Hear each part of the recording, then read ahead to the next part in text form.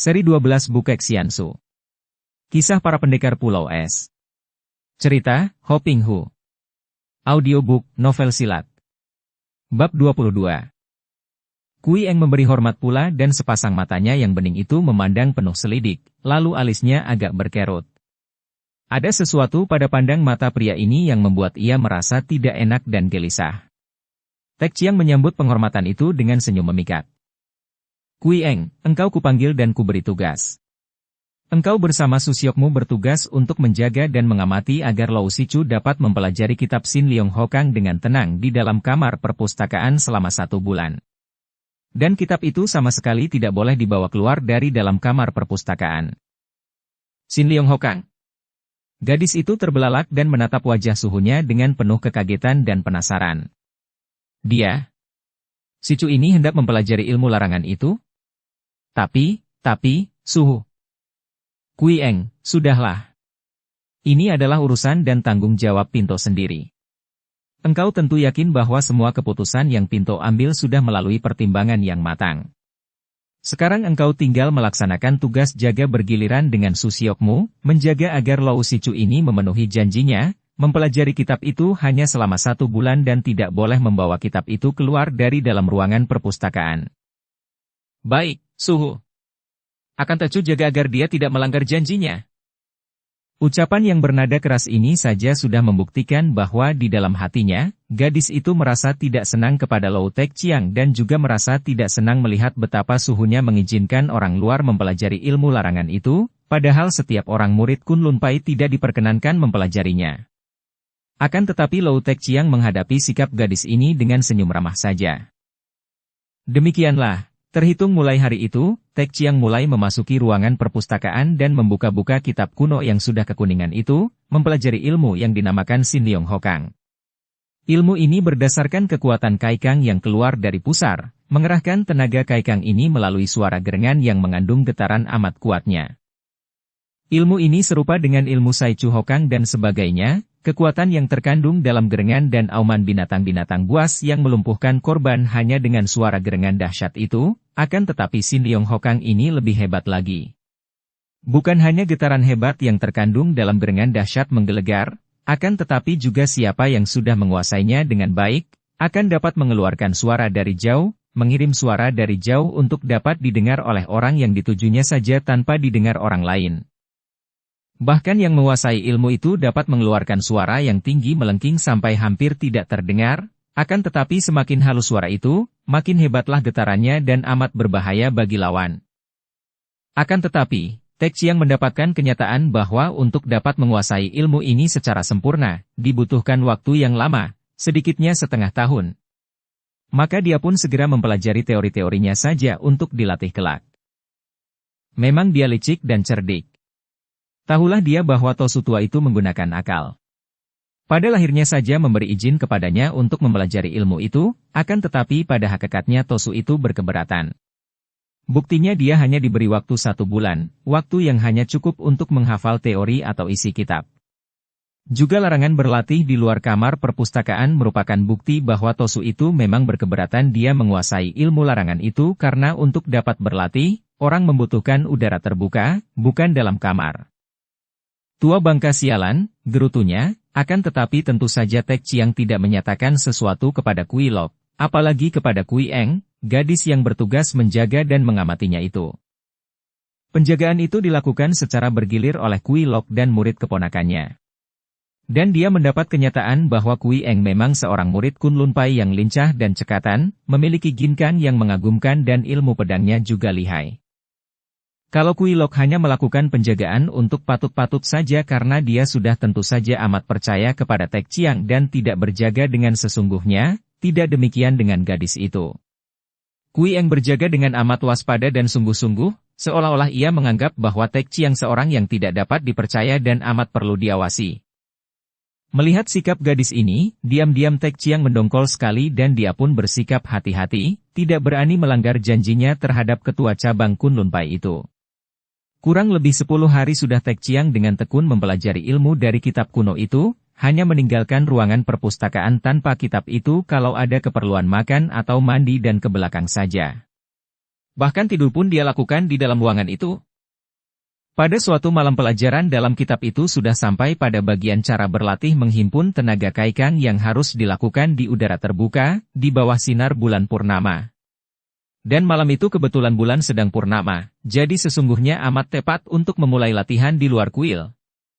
Akan tetapi, hatinya merasa penasaran dan mendongkol sekali karena dia sudah terikat oleh janji dan pada malam itu, yang melakukan penjagaan adalah gadis yang amat tekun mengamatinya itu. Sialan, gerutunya dalam hati. Kalau bukan gadis itu yang berjaga, tentu dia akan dapat menyelinap keluar barang 1-2 jam untuk mempraktekkan ajaran dalam kitab, yaitu cara menghimpun tenaga kaikang di bawah sinar bulan purnama. Mengapa tidak? Demikian hatinya berbisik. Gadis itu, bagaimanapun juga hanyalah murid keponakan Pou Kuilok, masih amat muda dan kepandaiannya pun tidak berapa tinggi. Pikiran ini membuat Tek Chiang mulai gelisah. Kalau dia dapat menggunakan ilmunya untuk menyelinap tanpa diketahui, atau membuat gadis tidak berdaya untuk beberapa lama, misalnya dengan menotoknya pingsan, bukankah dia memperoleh banyak kesempatan untuk mencoba dengan latihan menghimpun kaikang? Tek Chiang memperhatikan sekeliling. Biasanya, gadis itu berjaga di luar perpustakaan, berkeliaran di sekitar kamar perpustakaan, terutama sekali di depan pintu, dan di depan jendela.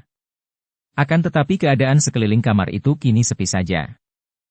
Dengan menahan napas, Tek Chiang dapat mengikuti setiap gerakan di luar kamar itu dengan pendengarannya yang terlatih. Sunyi. Tidak ada orang di luar kamar itu. Kemana perginya gadis itu, pikirnya dan dia pun mulai bangkit dan berindap-indap ke jendela, mengintai keluar. Sepi sekali dan cuaca amat indahnya, karena sinar bulan purnama membuat malam itu terang dan sejuk. Setelah menyimpan kitab itu, Tek Chiang keluar dari dalam kamar perpustakaan. Dia tidak berani membawa kitab itu keluar sebelum dia yakin benar bahwa tidak ada orang melihatnya. Akan tetapi benar-benar sunyi, tidak nampak bayangan Kui Eng. Malam itu sudah menjelang tengah malam dan tentu penghuni lainnya sudah tidur. Kemana perginya gadis itu? Benarkah sekali ini Kui Eng meninggalkannya dan tidak mengawasinya? Akan tetapi ketika dia keluar dari kuil, dia melihat dua bayangan berkelebat ke samping kuil di mana terdapat sebuah kebun dan ladang yang penuh dengan pohon-pohon buah dan tanaman sayuran. Tek Chiang merasa curiga karena gerakan dua orang yang amat cepat itu mengandung rahasia. Kalau orang Kunlun Pai, kenapa harus menyelinap ke tempat gelap? Dia pun menggunakan kepandaiannya, menyelinap dan memasuki kebun itu sambil mencurahkan perhatian. Akhirnya dia melihat dua orang berdiri berhadapan di bawah pohon dan dia cepat menyelinap mendekati dan mengintai. Kiranya seorang di antara mereka adalah Kui Eng. Dan gadis itu berada dalam pelukan seorang laki-laki muda yang bertubuh tinggi besar dan gagah. Tek Chiang tersenyum sinis. Pikirnya, kiranya gadis itu meninggalkannya untuk berpacaran di kebun ini. Akan tetapi, ketika dia mendengarkan percakapan mereka yang bisik-bisik itu, dia tertarik dan lupa akan pertemuan mesra itu. Eng Moi, urusan ini tidak bisa ditunda lagi. Pertemuan rahasia itu akan diadakan 2 minggu lagi di hutan cemara sebelah selatan kota raja. Dan engkau harus menghadiri bersamaku. Penting sekali, Eng Moi. Koan Koko, betapa inginku pergi bersamamu menghadiri pertemuan para pendekar patriot itu di sana. Memang inilah saatnya para pendekar harus membebaskan tanah air dari penjajah bangsa Manchu. Akan tetapi, orang Shilou yang menjemukan itu. Siapa? Mengapa? Apa yang terjadi sehingga engkau begini lama bertahan di kuil suhumu ini? Tanpa kusangka-sangka, datang Susyoku bersama seorang temannya di kuil ini dan dia oleh suhu diperbolehkan untuk mempelajari Sin Leong Hokang selama 1 bulan. Dan aku diberi tugas mengawasinya agar dia tidak melatih ilmu itu di luar ruangan perpustakaan. Aku tidak dapat meninggalkan tugas ini dan baru berjalan 12 hari, masih 18 hari lagi. Kalau begitu akan terlambat. Harus bagaimana, Koko, aku tidak mungkin dapat meninggalkan tugas ini. Dan berterus terang kepada suhu juga berbahaya. Sudah kukatakan kepadamu bahwa Kunlun Pai masih bersikap ragu-ragu, belum mau menyambut rencana pemberontakan para patriot yang hendak mengenyahkan para penjajah itu. Mendengar suara gadis itu yang demikian kecewa dan berduka, si pemuda lalu mendekapnya dan mencium pipinya dengan mesra, dengan sikap menghibur. Sudahlah, Eng Moi, tak perlu engkau berduka. Biarlah aku yang akan menghadiri pertemuan itu dan kelak ku sampaikan semua hasilnya kepadamu. Masih ada tugas untukmu dari kawan-kawan. Biarpun engkau tidak akan dapat menghadiri pertemuan itu, akan tetapi biarlah ku serahkan tugas yang lebih penting lagi kepadamu, setelah engkau bebas dari tugasmu di sini. Tugas apakah itu, Koko? Si gadis nampak bersemangat. Begini. Suara itu kini bisik-bisik perlahan, akan tetapi masih dapat tertangkap oleh pendengaran Tek Chiang yang amat tajam. Ini ada surat untuk Gan Chiang Kun, seorang panglima yang mendukung para patriot.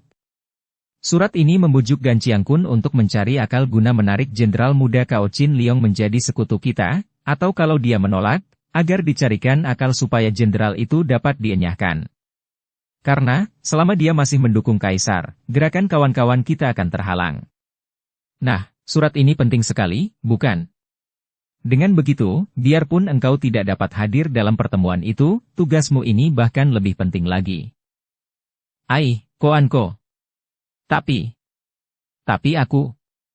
Tugas ini demikian besar dan aku. Gemetar tanganku dan berdebar jantungku, kau pikir aku cukup berharga untuk tugas sepenting itu? Kembali pemuda itu menciumnya, lalu melepaskan pelukannya, mengambil sesampul surat dan menyerahkan sampul panjang itu kepada Kui Eng. Sudahlah, Eng Moi. Engkaulah orang yang paling tepat untuk menyampaikan surat itu. Tidak akan ada orang lain mencurigaimu, dan sekarang kita harus berpisah. Koanko, baru saja kita bertemu. Aku masih rindu. Pest, sayang, bersabarlah. Kita sudah berjanji akan menikah kalau perjuangan ini selesai bukan? Nah, selamat tinggal dan simpan baik-baik surat itu. Setelah berkata demikian, pemuda tinggi besar itu berkelebat dan lenyap di balik bayangan pohon-pohon. Kui Eng menoleh ke kanan-kiri, lalu menyimpan surat di balik bajunya dan pergi dari situ. Ketika darah ini tiba di luar ruangan perpustakaan dan menjenguk dari jendela, ia melihat Tek Chiang masih sibuk membaca kitab. Ketika ia hendak meninggalkan jendela itu, Tek Chiang menoleh dan sambil tersenyum berkata, "Nona masuklah sebentar." Kui Eng mengerutkan alisnya. Ia menaruh curiga kepada orang yang sinar matanya berkilat dan kalau memandang kepadanya jelas membayangkan nafsu dan kurang ajar itu. Beraninya orang ini menyuruh ia masuk. "Ada urusan apakah?" tanyanya dari luar jendela sambil memandang tajam. "Masuklah, Nona, aku mengetahui sesuatu yang amat penting tentang Koan Kokomu itu." Wajah yang manis itu seketika menjadi pucat, lalu merah dan tanpa banyak bicara lagi sekali loncat ia sudah melayang masuk ke ruangan itu melalui jendela yang terbuka, berdiri di depan Tek Chiang dengan kedua tangan bertolak pinggang. "Apa kau bilang? Koan Koko siapa yang kau maksudkan itu?" Tek Chiang bangkit berdiri menghadapi nona itu sambil tersenyum lebar. "Nona manis, tak perlu berpura-pura lagi. Lebih baik kau serahkan saja surat untuk Gan Chiang Kun itu kepadaku." Seketika wajah gadis itu menjadi pucat dan di lain saat darah itu sudah mencabut pedang dari punggungnya. Akan tetapi, baru saja pedang tercabut, tubuhnya sudah terkulai lemas karena secepat kilat Tek Chiang sudah mendahuluinya, menotok jalan darahnya membuat Kui Eng roboh lemas tak mampu berkutik lagi. Tek Chiang menyambut pedangnya sebelum senjata itu jatuh ke atas lantai dan dia pun menotok jalan darah di leher gadis itu untuk mencegah gadis itu mengeluarkan suara. Lalu direbahkannya tubuh gadis itu ke atas lantai. Kui Eng tidak pingsan, hanya tidak mampu bergerak, tidak mampu bersuara. Gadis itu hanya memandang saja ketika jari-jari tangan yang nakal itu membukai kancing bajunya dan nampaklah sampul surat panjang itu di atas buah dadanya yang tidak tertutup lagi. Tek Chiang mengambil sampul surat itu sambil tersenyum lebar dan cepat memasukkan sampul surat itu ke dalam saku jubahnya. Nona manis, engkau dapat bicara apa lagi sekarang? Engkau pemberontak hina, ya? Dan secara kurang ajar sekali, bukan karena tertarik melainkan karena ingin menggoda dan menghina gadis itu, tangannya menggerayangi tubuh orang. Pada saat itu berkelebat bayangan orang dan Kui Lok telah berdiri di situ dengan mata terbelalak melihat Tek Chiang jongkok di dekat tubuh Kui Eng yang bajunya sudah terbuka sehingga nampak dadanya. "Lou Suheng, apa? Apa artinya ini?" Dia begitu kaget dan heran sehingga sukar mengeluarkan kata-kata. "Sute, nanti saja ku ceritakan. Ia terluka, yang penting sekarang kita harus mengobatinya lebih dulu. Penjahat datang melukainya dan aku hanya berhasil mengusir penjahat itu." Lekas kau periksa Nona Kui Eng, Sute. Po Kui Lok terkejut mendengar itu dan kecurigaannya terhadap suhengnya itu lenyap. Dengan penuh khawatir dia berjongkok dan memeriksa tubuh keponakan muridnya dengan teliti. Akan tetapi hatinya lega mendapat kenyataan bahwa Kui Eng tidak terluka, hanya merasa heran bukan main karena ternyata gadis itu lumpuh dan gagu karena tertotok. Kui Lok mengerahkan tenaganya dan hendak menotok dan mengurut leher dan punggung gadis itu agar totokannya terbebas. Akan tetapi pada saat itu ada angin menyambar dahsyat dari belakang kepalanya. Wutut! Krat! Jari tangan yang amat kuat itu menyambar dan menusuk ke arah tengkuk Kui Lok. Kui Lok terkejut sekali dan berusaha mengelak, akan tetapi karena pada saat itu dia sedang mencurahkan seluruh perhatian kepada murid keponakannya yang sedang dia coba untuk membebaskan totokannya, dan karena serangan itu dilakukan secara tiba-tiba dari jarak sangat dekat, biarpun ia sudah mengelak, tetap saja jari tangan yang amat kuat itu menyambar dan mengenai bawah tengkuknya. Kui Lok terpelanting dan hanya dapat mengeluarkan suara "Oug", dan ia pun tak sadarkan diri. Demikian hebatnya ilmu Kiamci, jari pedang, yang dipergunakan Tek Chiang untuk memukul sutenya sendiri. Biarpun pukulan itu tidak mengenai sasaran dengan tepat, namun pukulan pada pangkal tengkuk itu mengguncangkan isi kepala dan pendekar Kunlun Pai itu pun roboh pingsan. Tek Chiang terpaksa memukul sutenya karena dia tahu bahwa dia tidak mungkin dapat mengelak lagi dari kenyataan tentang surat yang dirampasnya. Kini ia menghadapi keadaan yang amat gawat. Dia harus bertindak cerdik, pikirnya dan sepasang matanya bergerak liar ketika otaknya diperas untuk mencari akal agar dia dapat mengatasi kegawatan ini dengan selamat. Lalu nampak dia menyeringai kejam, kemudian dia pun mengayunkan lagi jari tangannya, dengan ilmu pukulan keji Kiamci dia menotok ke arah pelipis kepala Po Kui Lok. Kelihatannya hanya perlahan saja totokannya itu, akan tetapi tubuh Kui Lok terkulai karena pada saat itu juga dia telah tewas. Sungguh menyedihkan sekali bahwa seorang pendekar demikian gagahnya seperti Kui Lok terpaksa harus mati konyol, mati secara mengecewakan sekali di bawah tangan suhengnya sendiri yang keji dan curang. Setelah mendapat kenyataan bahwa sutenya telah tewas, Tek Chiang menyeringai, kini membalik kepada Kui Eng yang biarpun dalam keadaan tidak berdaya, tidak mampu bergerak maupun bersuara, dapat menyaksikan semua peristiwa itu dengan muka pucat sekali. Kini manusia yang sudah seperti kemasukan iblis jahat itu menubruk. Hati Kui Eng menjerit, namun tidak ada suara keluar dari mulutnya dan biarpun ia ingin meronta dan melawan, namun kaki tangannya lemas dan hanya mampu bergerak-gerak sedikit saja. Terjadilah perbuatan yang amat terkutuk, perbuatan yang bagi Tek Chiang biasa saja karena dia pun sudah amat terlatih untuk melakukan perkosaan terhadap wanita-wanita semenjak dia menjadi murid Jehua Xiao Okey. Dapat dibayangkan betapa hancur perasaan hati Chan Kui Eng yang dalam keadaan sadar namun tidak mampu bergerak ini menghadapi malapetaka yang menimpa dirinya. Ia diperkosa tanpa dapat bergerak maupun berteriak. Malapetaka yang lebih mengerikan daripada maut. Gadis itu tidak kuat menahan kehancuran hatinya dan ia pun pingsan dan hal ini baik baginya karena ia tidak tahu atau merasakan lagi apa yang diperbuat manusia iblis itu terhadap dirinya. Setelah selesai dengan perbuatannya yang amat terkutuk itu, Tek Chiang melanjutkannya dengan kekejaman yang lebih hebat lagi. Dia mencabut pedang gadis itu, menaruh gagang pedang dalam kepalan tangan kanan Kui Eng, kemudian dia memaksa tangan yang mengepal gagang pedang itu untuk menusukkan pedang ke dada sendiri. Sungguh amat kasihan nasib gadis itu. Baru saja ia mengalami perkosaan yang menghancurkan hati dan kini ia dipaksa untuk membunuh diri. Pedangnya sendiri, didorong oleh Tek Chiang, menusuk dan menembus dada sendiri. Darah bercucuran dan tubuh itu berkelojot sedikit lalu rebah dan tewas. Baiknya gadis itu mengalami semua itu dalam keadaan pingsan sehingga mengurangi penderitaannya. Tek Chiang menyeringai puas. Dia lalu membuka-buka pakaian yang menempel di tubuh jenazah Kui Lok, mengaut-aut rambut mayat itu sehingga keadaan pemuda itu seperti orang yang baru saja melakukan perkosaan.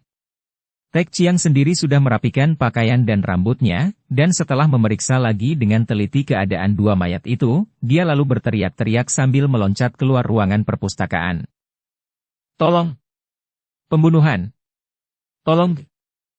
Dia melakukan ini setelah menyambar kitab pelajaran Sin Leong Hokang dan bersama surat dalam sampul untuk Panglima Gan di kota raja dia menyembunyikan di tempat aman, yaitu di balik baju dalamnya. Teriakan-teriakannya itu mengejutkan semua penghuni kuil dan berserabutanlah para Tosu berlari keluar dari kamar masing-masing. Juga Hong Tan Tosu sendiri nampak berlari-lari datang ke tempat itu. Dengan muka pucat Tek Chiang menutupi muka sendiri dan membiarkan para Tosu itu melihat sendiri dua tubuh yang sudah menjadi mayat menggeletak di lantai kamar perpustakaan. Tentu saja kematian Po Kui Lok dan Chan Kui Eng amat mengejutkan mereka semua, terutama sekali Hong Tan Tosu. Kakek ini memandang dengan muka pucat sekali. Sutenya telah tewas dan nampaknya tidak mengalami luka, sedangkan muridnya yang terkasih menggeletak mandi darah, dadanya tertembus pedang sendiri dan tangan kanannya masih memegang gagang pedang itu. Dilihat sepintas lalu saja jelaslah bahwa gadis itu telah membunuh diri dengan pedang sendiri. Dan melihat keadaan pakaian Kui Eng yang hampir telanjang bulat, dan pakaian Kui Lok yang setengah telanjang, tidak sukar diduga apa yang terjadi antara kedua orang itu. Inilah yang membuat Hong Tan Tosu pucat dan penasaran. Sutenya berzina dengan muridnya. Dia tidak percaya akan hal itu. Sutenya adalah seorang pendekar sejati, dan muridnya juga seorang murid yang patuh. Akan tetapi, agaknya kenyataan menunjukkan demikian. Lou Sichu, apakah yang telah terjadi? Apakah yang terjadi dalam kamar ini? Akhirnya dia menghampiri Tek Chiang dan mengguncang pundak pemuda yang masih menangis itu. Dengan mata merah karena tangis, atau lebih tepat karena dia gosok-gosok dengan punggung tangan, Tek Chiang memandang Tosu itu dengan muka sedih sekali. Totiang, bagaimana aku harus bercerita? Mengapa hal ini menimpa diri kami? Aku telah membunuh Po Sute yang kusayang. Totiang, kalau aku berdosa, silahkan Totiang menjatuhkan hukuman kepadaku. Dia pun terisak menangis. Tosu tua itu mengerutkan alisnya. Xiancai. Segala hal telah terjadi. Sebelum tahu apa yang terjadi dan apa sebabnya, Pinto tidak dapat menghakimi. Ceritakanlah, apa yang telah terjadi di sini dan mengapa pula engkau membunuh Po Sute? Totiang, sungguh aku masih merasa bingung dan tidak tahu mengapa Sute tiba-tiba saja dapat melakukan semua itu seperti orang kemasukan setan. Karena aku merasa lelah setelah membaca kitab sejak pagi, aku pergi keluar untuk mencari hawa sejuk. Kitabku tinggalkan di atas meja dan aku pun berjalan-jalan di luar kuil, bahkan sampai keluar dusun, sampai tubuh terasa segar kembali. Kurang lebih 1,5 jam aku pergi meninggalkan kuil. Ketika aku kembali, aku terkejut sekali melihat Sute. Sute. Dia berhenti dan menutupi muka dengan kedua tangannya. Xiancai. Lanjutkanlah, Sicu dan kuatkan hatimu, kata Tosu tua itu hampir tidak sabar. Dia telah memperkosa Nona Kui Eng. Begitu saja, di atas lantai kamar perpustakaan ini. Entah sebelum itu apa yang terjadi aku tidak tahu. Setahuku hanya bahwa mereka melakukan penjagaan seperti yang Totiang perintahkan. Masih ngeri dan bingung aku mengenang semua itu. Lanjutkan, Sicu. Lanjutkan. Hong Tan Tosu mendesak sedangkan para Tosu lain yang menjadi pengurus kuil juga ikut mendengarkan dengan muka pucat. Mereka tidak pernah menyangka bahwa peristiwa memalukan seperti ini akan dapat terjadi di kuil mereka. Suatu aib yang amat mencemarkan. Ketika aku datang, Po Sute sudah mengakhiri perbuatannya yang biadab itu. Tentu saja aku langsung menegurnya, akan tetapi dia malah marah dan menyerangku seperti orang gila. Totiang maklum betapa lihainya Sute, maka aku pun terpaksa melayaninya dan pada saat itu, aku melihat Nona Kui Eng mengeluarkan pedang dan membunuh diri. Melihat ini, aku menjadi marah sekali kepada Sute yang masih menyerangku, maka aku pun lalu membalas serangannya dan akhirnya aku berhasil memukulnya roboh. Bukan niatku membunuhnya, akan tetapi. Dia terlalu kuat untuk dapat dirobohkan begitu saja. Hong Tan Tosu menunduk dan memandang kepada dua mayat yang masih menggeletak di situ. Di dalam hatinya dia meragukan kebenaran cerita Tek Chiang. Ingin dia berteriak untuk menyangkal, tidak percaya akan apa yang diceritakan mengenai perbuatan Kui Lok. Akan tetapi, apa yang dilihatnya di dalam kamar itu, keadaan dua mayat itu, jelas merupakan kenyataan akan kebenaran cerita Tek Chiang. Melihat keadaan pakaian mereka, dan melihat pedang yang menusuk dada Kui Eng sendiri sedangkan tangan gadis itu menggenggam gagangnya, merupakan bukti yang sukar untuk disangkal. Dan yang lebih mengejutkan hatiku, Totiang, kitab Sin Leong Hokang yang tadinya kutinggalkan di atas meja telah lenyap. Apa? Kini Tosu tua itu benar-benar terkejut dan pandang matanya kepada Tek Chiang penuh keraguan dan kecurigaan. "Si Chu, harap jangan main-main. Engkaulah yang selama ini membaca kitab itu. Mengenai muridku dan suteku, katakanlah ada buktinya sehingga ceritamu dapat Pinto percaya. Akan tetapi hilangnya kitab Sin Leong Hokang, bagaimana cara membuktikannya bahwa benar-benar kitab itu hilang? Dan siapa yang akan dapat mengambilnya?" Wajah Tek Chiang menjadi merah dan dia bangkit berdiri. "Totiang, aku bukanlah orang yang tidak mau bertanggung jawab. Aku yakin bahwa kitab itu tentu ada yang mengambilnya, tentu sebelum aku kembali ke dalam kamar ini. Bahkan aku mempunyai dugaan yang amat menyakitkan hati." Dugaan apakah? Mau tidak mau aku harus menduga bahwa memang Po Sute telah kemasukan iblis, telah berubah sama sekali. Agaknya dia sendiri yang menyembunyikan kitab itu, kemudian dia melakukan perbuatan terkutuk terhadap Nona Kui Eng di kamar ini. Agaknya memang dia sengaja melakukan semua itu dengan maksud untuk menjatuhkan fitnah atas diriku kemudian, dengan menuduh aku menyembunyikan kitab dan memperkosa Nona Kui Eng. Untung aku datang lebih dulu sehingga memergoki perbuatannya yang laknat itu. Lo Si Chu, jangan menuduh yang bukan-bukan terhadap Sute yang sudah tidak ada. Apa buktinya bahwa dia yang menyembunyikan kitab? Memang tidak ada buktinya, Totiang. Akan tetapi aku akan mencarinya, dan aku bersumpah bahwa aku akan menemukan kitab itu dan mengembalikannya kepadamu. Nah, selamat tinggal. Tek Chiang lalu meloncat keluar dan dalam sekejap mata saja dia pun lenyap dari situ. Hong Tan Tosu ingin mencegah, akan tetapi dia maklum bahwa tidak ada di antara mereka yang akan mampu menyusul pemuda itu, apalagi menandinginya. Pula, apa alasannya untuk menahan Tek Chiang yang sudah bersumpah untuk mencari dan mengembalikan kitab? Dia pun hanya dapat menyesal dan berduka, lalu menyuruh anak buahnya untuk mengurus kedua jenazah. Apa yang disampaikan pemuda tinggi besar yang menjadi pacar Kui Eng kepada gadis itu memang benar dan sudah menjadi rahasia para patriot yang hendak mengadakan pertemuan untuk mulai mengatur pergerakan mereka dan mengangkat seorang bengcu, pemimpin rakyat, agar perjuangan mereka dapat teratur dan tidak simpang siur. Pemuda tinggi besar itu adalah seorang pendekar muda Shi Kui dari perguruan Kong Tong Pai yang bertemu dan berkenalan dengan Kui Eng dalam perantauan, di mana keduanya secara kebetulan menghadapi dan menentang gerombolan perampok yang mengganas di sebuah dusun. Perkenalan itu disusul dengan rasa cinta kedua pihak. Sebagai seorang pendekar muda yang penuh semangat mendukung gerakan para patriot yang hendak menumbangkan kekuasaan penjajah, sebentar saja Kui Chin Koan, demikian nama murid Kong Tong Pai itu, memperoleh kepercayaan di antara para tokoh patriot dan karena itu, tidak mengherankan kalau dia menerima tugas menghubungi Gan Chiang Kun melalui sepucuk surat. Dan tidak aneh pula kalau Chin Koan mengoperkan tugas itu kepada Kui Eng, kekasihnya yang agaknya tidak mempunyai kesempatan hadir dalam pertemuan para pendekar dan patriot. Tentu saja sama sekali pendekar ini tidak pernah membayangkan bahwa kekasihnya akan tertimpa malapetaka demikian hebatnya sampai menewaskannya.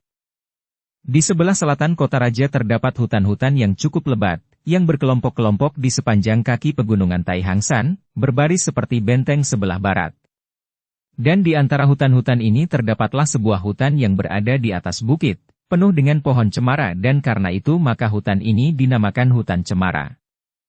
Hutan cemara tidak begitu disuka oleh binatang-binatang hutan, karena selain kurang rimbun, juga cemara tidak menghasilkan sesuatu yang dapat dimakan, buahnya tidak, daun maupun batangnya pun tidak.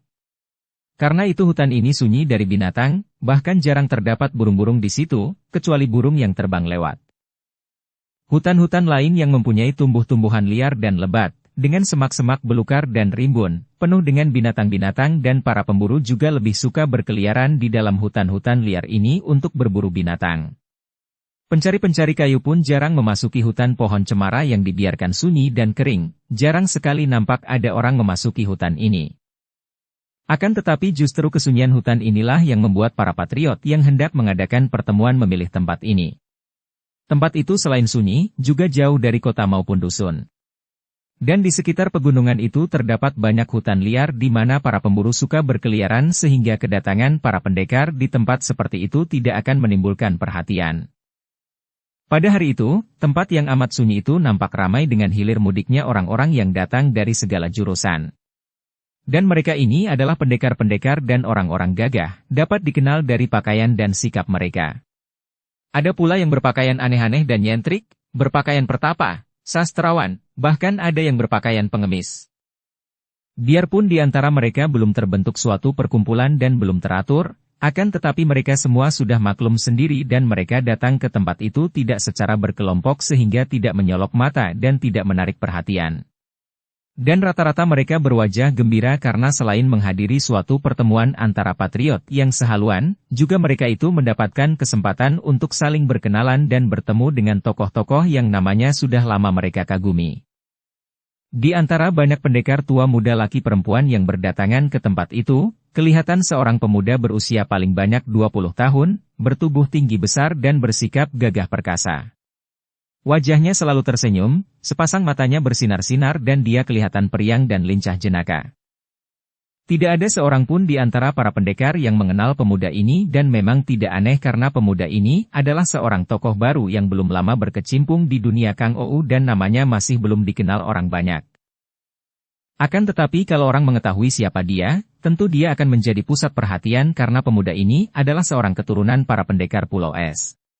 Dia adalah Suma Cheng Liong, yang telah mewarisi ilmu-ilmu dari ayah bundanya, ilmu-ilmu dari Pulau Es, bahkan telah pula digembleng oleh Raja Iblis Hek Ih Moong selama bertahun-tahun.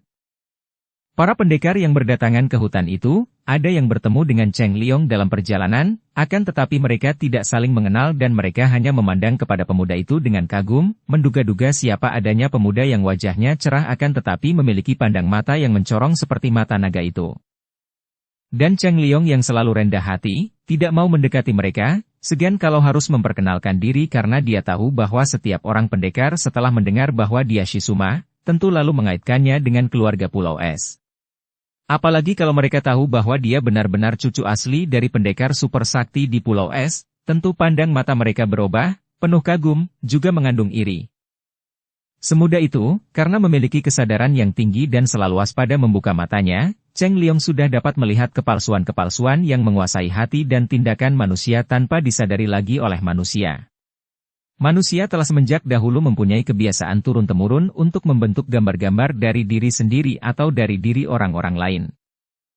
Penilaian-penilaian muncul dalam hati setiap orang terhadap orang lain, dan penilaian ini biasanya amat kuat dipengaruhi oleh keadaan orang yang dinilainya itu, kedudukannya, kekayaannya, kepintarannya, nama keluarganya atau namanya sendiri.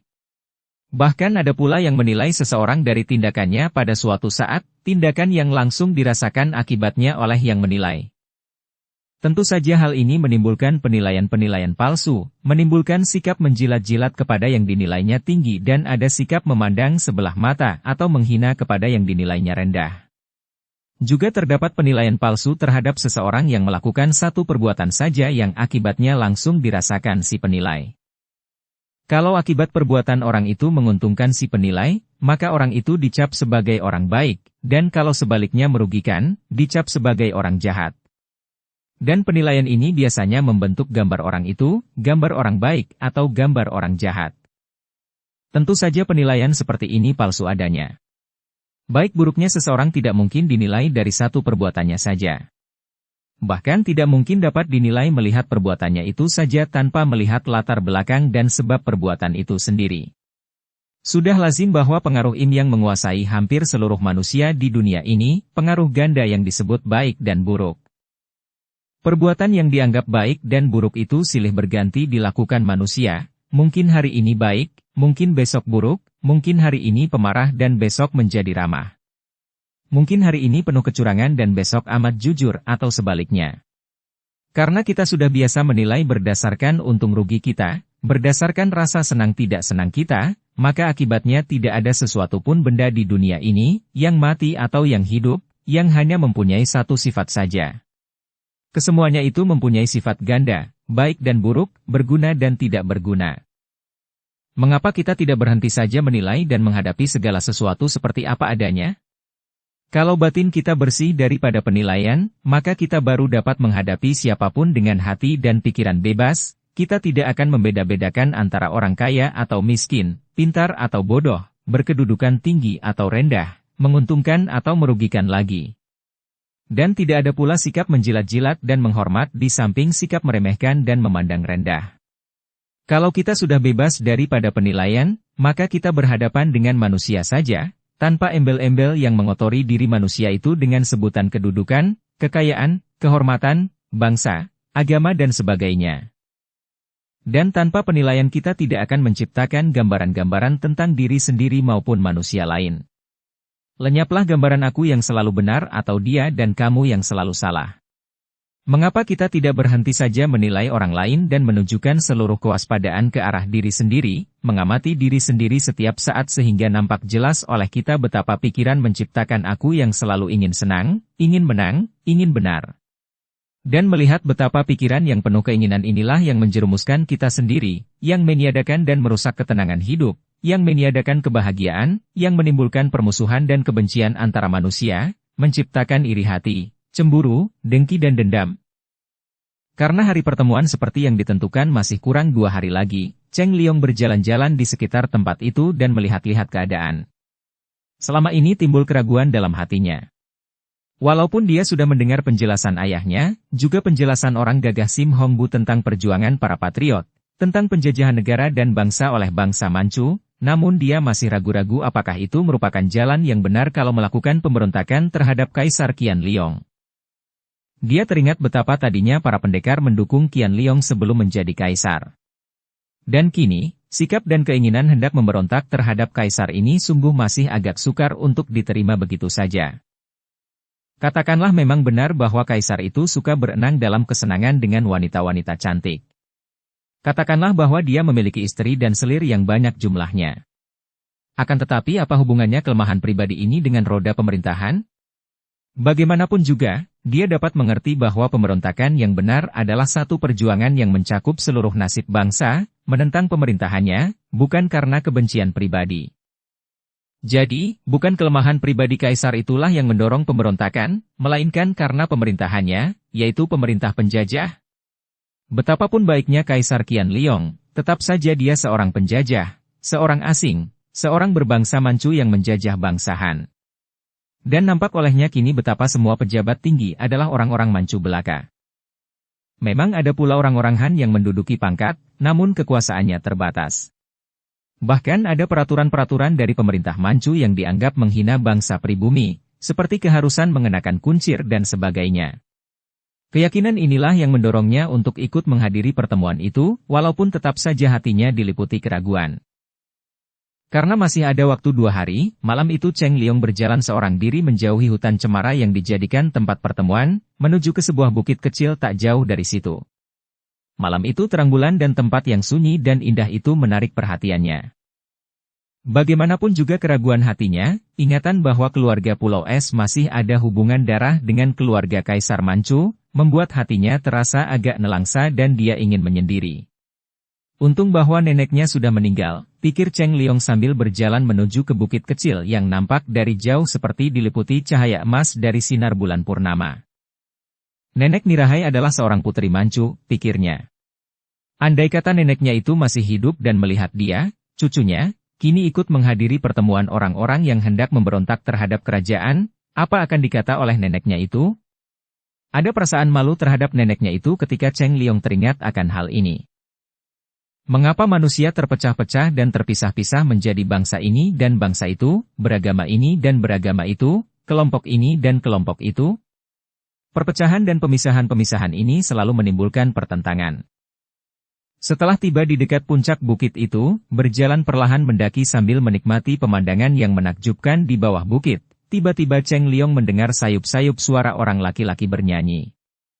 Dia mencurahkan perhatiannya kepada suara yang datang melayang dari puncak bukit itu dan dapat menangkap kata-kata nyanyian itu dengan jelas. Suara itu cukup merdu, akan tetapi di dalam suara nyanyian terkandung getaran orang yang sedang dirundung kedukaan atau kegetiran hati. Masa bodoh bulan tak bersinar.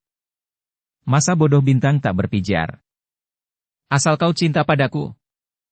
Tak peduli burung tak menembang. Tak peduli bunga tak berkembang. Asal kau cinta padaku. Masa bodoh bumi tak berputar. Tak peduli dunia akan kiamat. Masa bodoh matahari tak bercahaya. Tak peduli langit tiada awan. Asal kau cinta padaku, sayang. Asal kau cinta padaku. Cheng Liong tertegun dan hatinya tersentuh keharuan. Ada sesuatu dalam nyanyian itu yang membuat hatinya terharu. Dia seperti dapat ikut merasakan betapa mendalam perasaan cinta menguasai hati penyanyi itu. Dan betapa suara itu mengandung getaran-getaran duka atau kekecewaan. Hati Cheng Liong merasa terharu dan tertarik, maka dia pun menggerakkan kakinya, dengan hati-hati dia mendaki bukit kecil itu mencari penyanyi itu. Akhirnya dia melihatnya.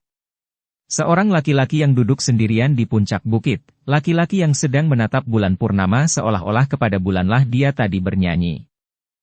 Kak Chiang Bun. Cheng Liong berseru memanggil dengan gembira sekali ketika dia menghampiri orang yang sedang bersunyi sendiri itu dan mengenalnya. Biarpun laki-laki itu kini bukan pemuda remaja lagi, tidak seperti keadaannya 9 tahun yang lalu, akan tetapi Cheng Liong masih ingat akan bentuk wajahnya yang tampan. Laki-laki itu menoleh dengan kaget, akan tetapi ketika dia melihat Cheng Liong, sejenak dia terbelalak, lalu meloncat berdiri, membalikkan tubuh menatap wajah Cheng Liong dengan ragu-ragu.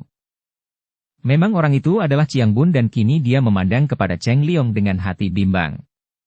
Dia mengenal wajah Cheng Liong, akan tetapi perubahan yang terjadi atas diri Cheng Liong memang amat besar.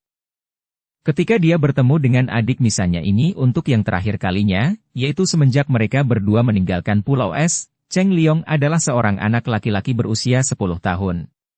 Dan sekarang, Cheng Liong telah menjadi seorang pemuda gagah perkasa, bertubuh tinggi tegap, berusia hampir 20 tahun. Kau. Dia berkata ragu. Cheng Liong melangkah lebar menghampiri sampai berada di depan Chiang Bun, tersenyum lebar dan memandang dengan mata bersinar dan wajah berseri.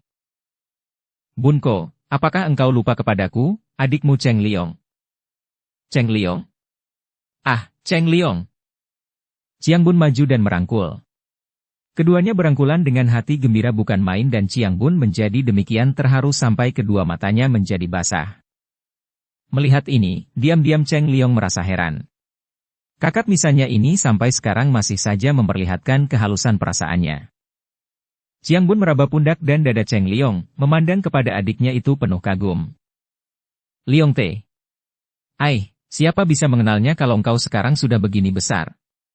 Lihat, engkau tidak hanya lebih besar daripada aku, bahkan lebih tinggi. Engkau begini gagah perkasa. Adikku, aku bangga sekali melihatmu.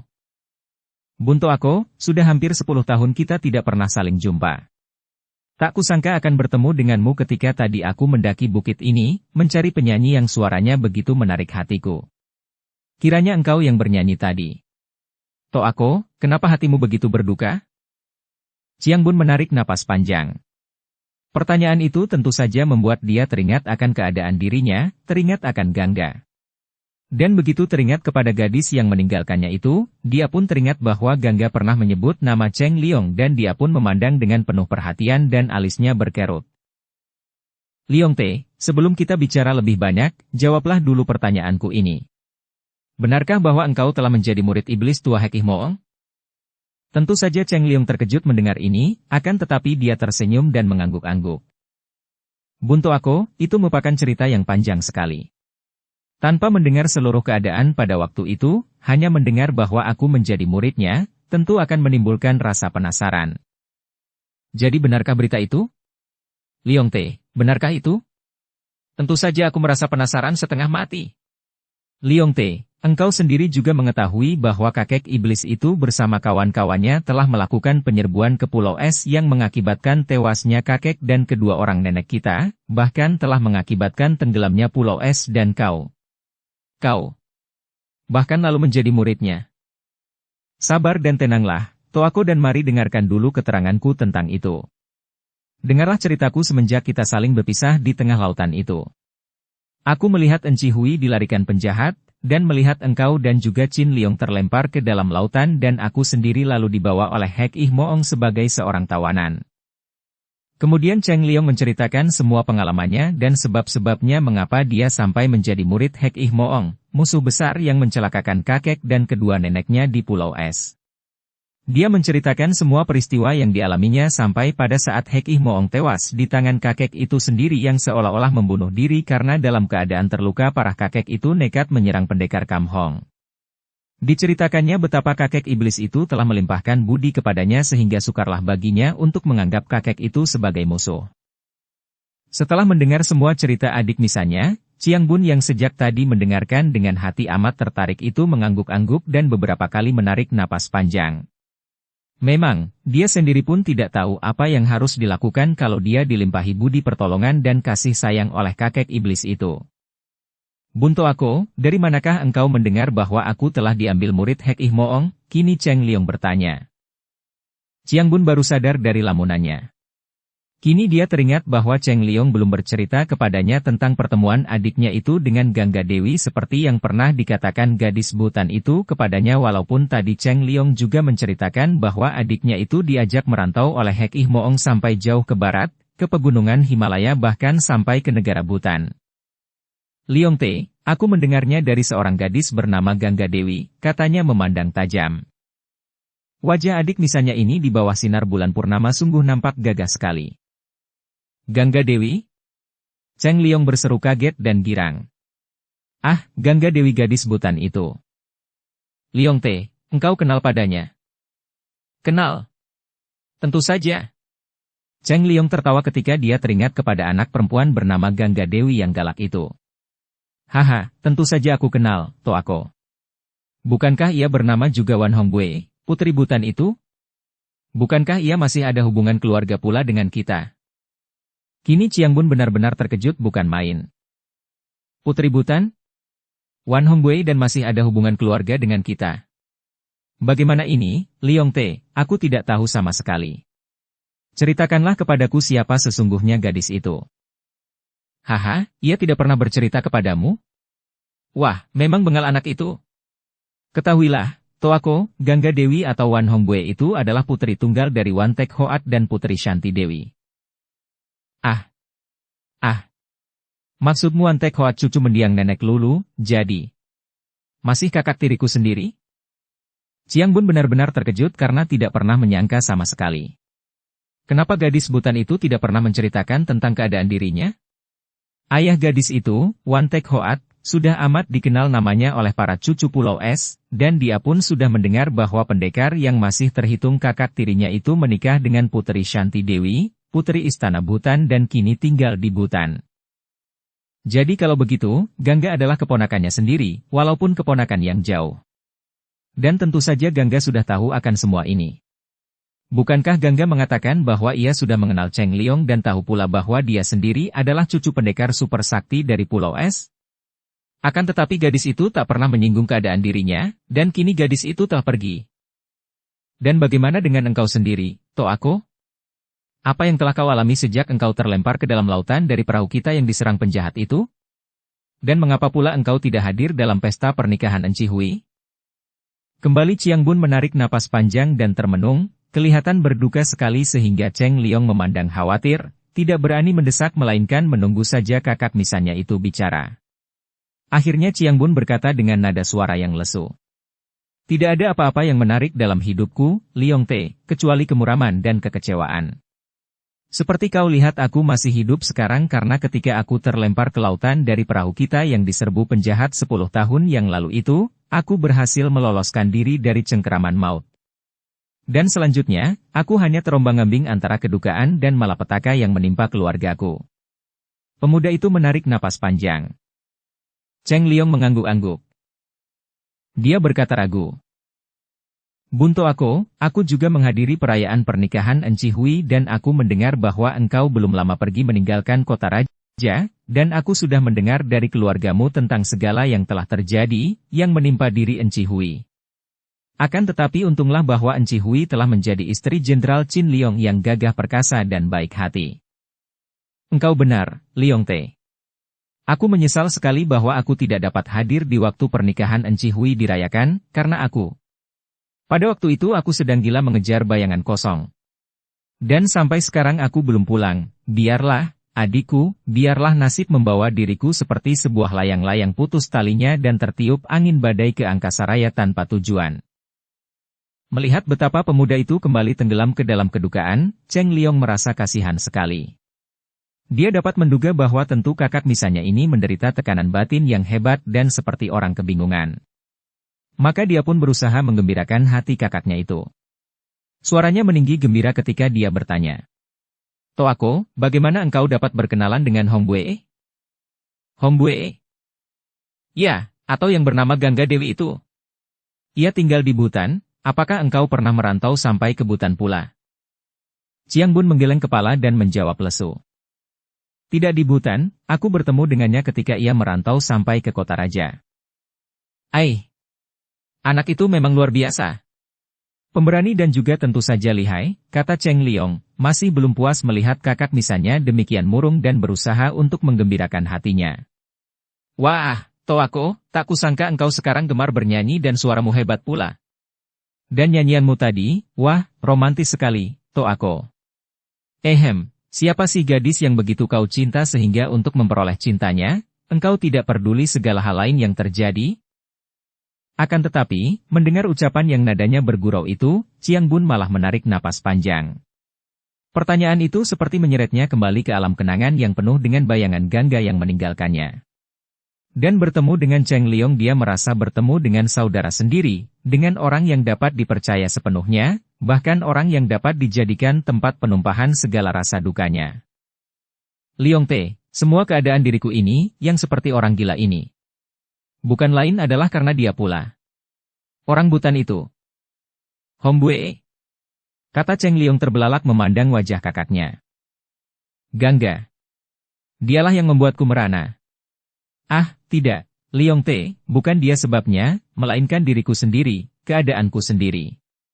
Dia tidak bisa disalahkan, dan sudah sepatutnya kalau dia meninggalkan aku, penuh kemuakan dan kebencian. Chiang Bun menutupi muka dengan kedua tangannya karena teringat sepenuhnya akan semua itu membuat dia berduka sekali.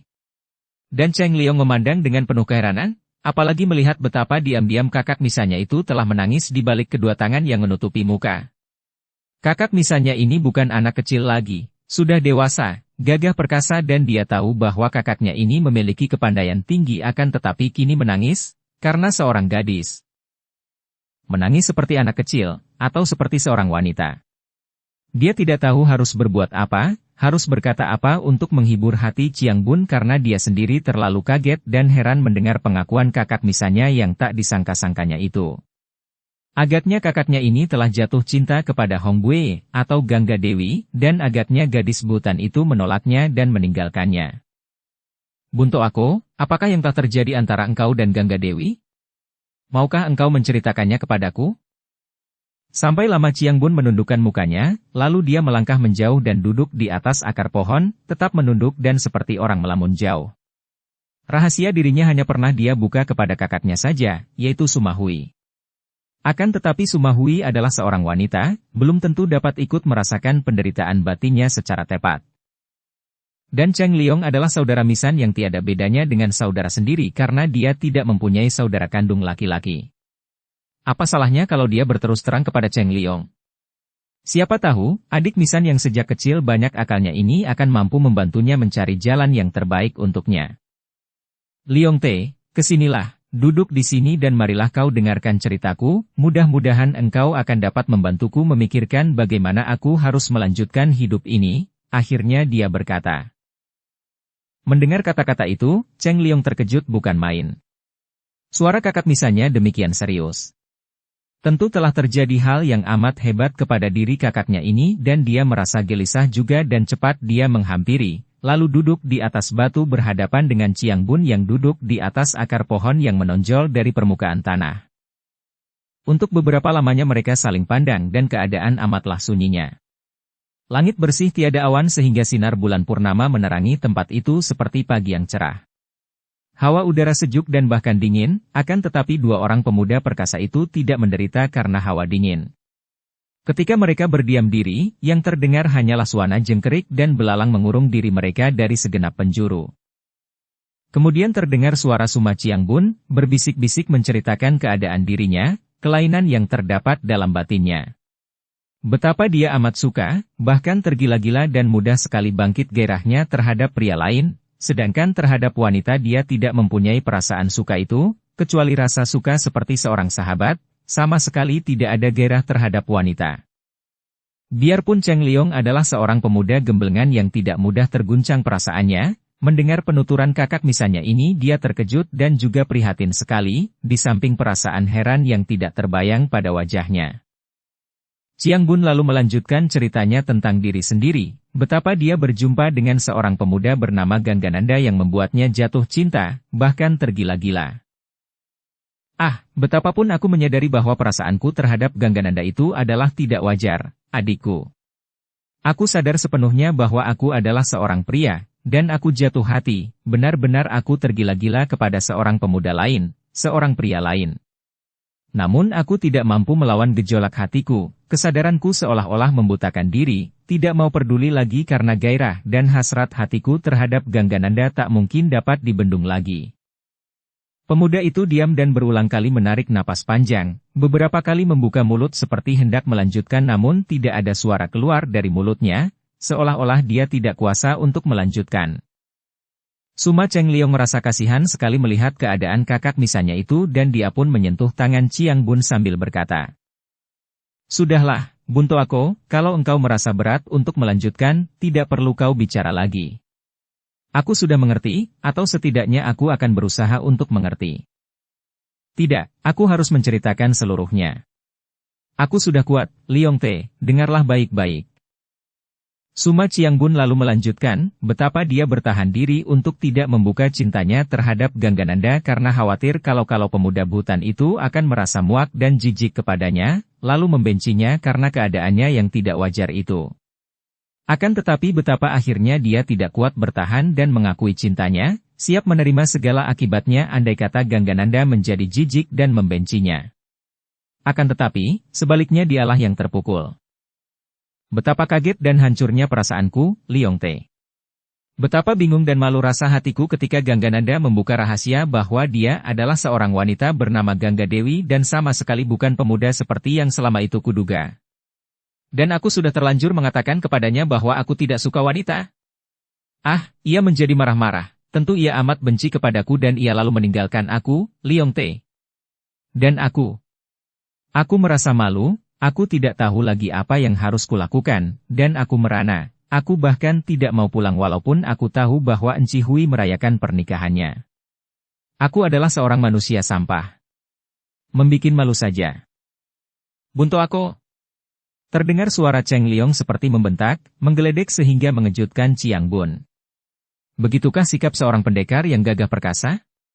Begitu cengeng penuh dengan iba diri, merasa seolah-olah diri sendiri menjadi orang yang paling sengsara di permukaan bumi ini? Chiang Bun terkejut sekali. Baru sekarang dia mendengar orang bicara seperti itu kepadanya dan sepasang mata adik misannya itu mencorong menakutkan. Dan sikap Cheng Liong itu seketika menggugah semangatnya, seperti mengguncangnya dari tidur pulas dan mimpi buruk. Dia melihat Cheng Liong bangkit berdiri dan memandang kepadanya dengan sepasang mata bersinar. Bunto Ako, bagaimanapun juga, apapun juga yang terjadi atas dirimu, engkau harus berani menghadapi kenyataan. Katakanlah bahwa engkau mengalami atau menderita kelainan, yang berbeda dengan pria pada umumnya, namun bagaimanapun juga keadaanmu itu adalah suatu kenyataan dan segala kenyataan adalah benar dan tidak dapat diubah hanya dengan tangisan dan keluhan belaka. Kata-kata itu seperti tusukan-tusukan pedang yang terasa benar di hatinya, membuat Chiang Bun perlahan-lahan bangkit berdiri. Hiburan-hiburan baginya tidak ada artinya lagi, akan tetapi kata-kata yang keluar dari mulut Cheng Liong ini sama sekali bukan hiburan, melainkan pisau-pisau yang melakukan operasi membuka segalanya sehingga nampak olehnya kenyataan yang ada pada dirinya. Cheng Liong. Adikku. Engkau benar. Lalu apa yang harus kulakukan, adikku? Toh aku bukan guru dan engkau bukan muridku. Kalau engkau hanya mengekor saja pendapat orang lain, termasuk pendapatku, engkau akan terlibat pula dalam pertentangan batin, akan diputar-putar antara rasa benar dan salah. Keadaan itu adalah keadaanmu sendiri, badanmu sendiri, dan hanya engkaulah sendiri yang dapat merasakan, maka engkau sendiri pula yang dapat menentukan baik buruknya, engkau sendiri yang dapat mengambil ketentuan, akan melanjutkan atau menghentikan. Mengertikah, Toako? Chiang Bun mengangguk-angguk dan mulai memandang adik misannya itu dengan penuh kagum. Baru sekarang dia merasa semangatnya tergugah, tidak tenggelam di dalam kemurungan dan kekecewaan, tenggelam dalam perasaan yang nelangsa dan putus asa. Kini matanya seperti dibuka dan dia dipaksa berhadapan dengan kenyataan yang sesungguhnya tidaklah begitu mengerikan atau menakutkan seperti kalau dibayangkan. Keadaan dirinya bukanlah suatu keadaan yang sudah rusak sama sekali. Tidak. Benar Cheng Liong. Badan ini adalah badannya, berikut baik buruknya, cacat celanya dan dialah yang berkuasa atas badan ini. Tidak sepatutnya kalau batinnya terseret dan tenggelam oleh keadaan badannya. Terima kasih. Liong Te, terima kasih. Kata-katamu merupakan minuman pahit akan tetapi sungguh bermanfaat sekali bagiku, seperti cambuk akan tetapi dapat menggugahku dari tidur nyenyak. Aku bersikap terlalu lemah selama ini dan baru nampak olehku sekarang. Toako, keadaanmu itu sebenarnya tidaklah perlu diributkan benar. Kelainan pada dirimu itu tidak lebih dari kelainan dalam nafsu berahi atau nafsu kelamin belaka. Dan nafsu itu bukanlah satu-satunya urusan dalam hidup ini bukan? Lebih baik kita melupakan hal yang sudah lalu dan mempersiapkan diri untuk menghadapi kenyataan setiap saat. Hanya kenangan lama saja yang menimbulkan gelisah dan duka. Mari kita bergembira, Toako. Chiang Bun merangkul adik misalnya itu dan memandang wajahnya dari dekat, memandang penuh kagum.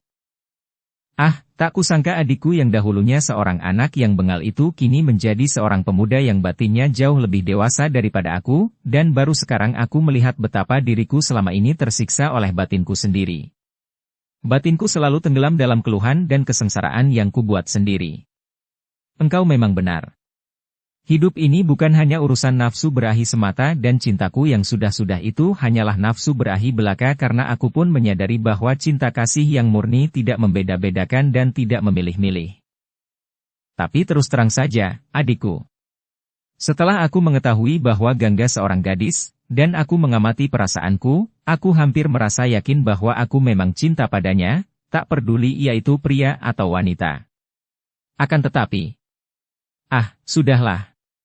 Ia tentu sudah benci kepadaku dengan perasaan muak dan jijik, pula, kalau kupikir-pikir lagi, seorang gadis sehebat ia itu memang tidak layak kalau menjadi sisihan seorang laki-laki sinting macam aku yang tidak lumrah pemuda biasa ini. Cheng Liong tersenyum. Ucapan itu nadanya bukan keluhan lagi dan wajah Chiang Bun tidaklah muram seperti tadi lagi. Toako, kalau ia membencimu, kalau ia merasa jijik dan muak, itu tandanya ia tidak cinta padamu. Dan dalam urusan jodoh, cinta haruslah ada di kedua pihak, bukan? Kalau hanya kita yang mencinta setengah mati akan tetapi sang gadis tidak, untuk apa dilanjutkan? Berarti hanya penyiksaan batin sendiri, bukan? Cocok. Dan aku tidak begitu tolol membiarkan diriku tersiksa sendirian. Haha, engkau seperti dewa penolong yang menyingkirkan batu yang tadinya menindih hatiku, Liong Te. Chiang Bun tertawa dan mungkin baru sekali inilah dia dapat tertawa dengan sepenuh hatinya semenjak dia ditinggalkan Gangga Dewi. Yang menyingkirkan adalah engkau sendiri. Orang lain atau aku tidak mungkin dapat menyingkirkannya, paling banyak hanya membantu menunjukkannya saja. Nah, sekarang ceritakanlah, Toako. Bagaimana engkau dapat berada di sini?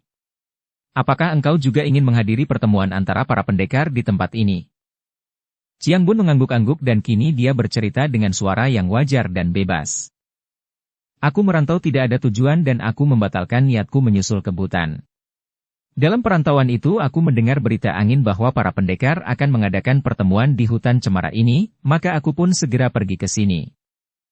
Tahukah engkau, Toako, apa yang akan dilakukan atau dibicarakan para pendekar dalam pertemuan di hutan cemara ini? Chiang Bun menggeleng kepada dan memandang wajah adiknya dengan alis berkerut. Aku tidak tahu, hanya mendengar bahwa para pendekar akan mengadakan pemilihan seorang bengcu, pemimpin rakyat. Para pendekar mengadakan pertemuan di sini untuk membicarakan urusan tanah air yang dijajah bangsa Manchu, Toako. Membicarakan tentang rencana perjuangan memberontak dan membebaskan negara dan bangsa dari penjajah Manchu dan untuk itu agaknya memang akan diadakan pemilihan seorang bengcu yang akan memimpin gerakan itu. Sepasang mata Chiang Bun terbelalak. Pemberontakan? Para pendekar hendak melakukan pemberontakan? Kenapa kau terkejut, Toako? Tanya Cheng Liong, teringat akan kekagetan hatinya sendiri ketika untuk pertama kalinya dia mendengar dari pendekar Sim Hongbu. Dia ingin tahu akan isi hati dan perasaan kakak misalnya tentang pemberontakan menentang pemerintah Manchu ini. Kenapa tidak terkejut? Chiang Bun balas bertanya. Kita sama sekali tidak boleh mencampurinya kalau seperti itu maksud pertemuan para pendekar itu? Kenapa, Toako? Engkau masih bertanya lagi kenapa, Liong Te? Jelas bahwa kita tidak mungkin dapat mencampuri urusan pemberontakan, apalagi ikut-ikut memberontak. Ingat saja kepada mendiang nenek Nirahai. Ingat saja kepada Bibi Milana dan sekarang lebih lagi kalau aku mengingat bahwa Enci Hui telah menjadi istri Jenderal Cao Chin Liong. Suma Cheng Liong menghela napas.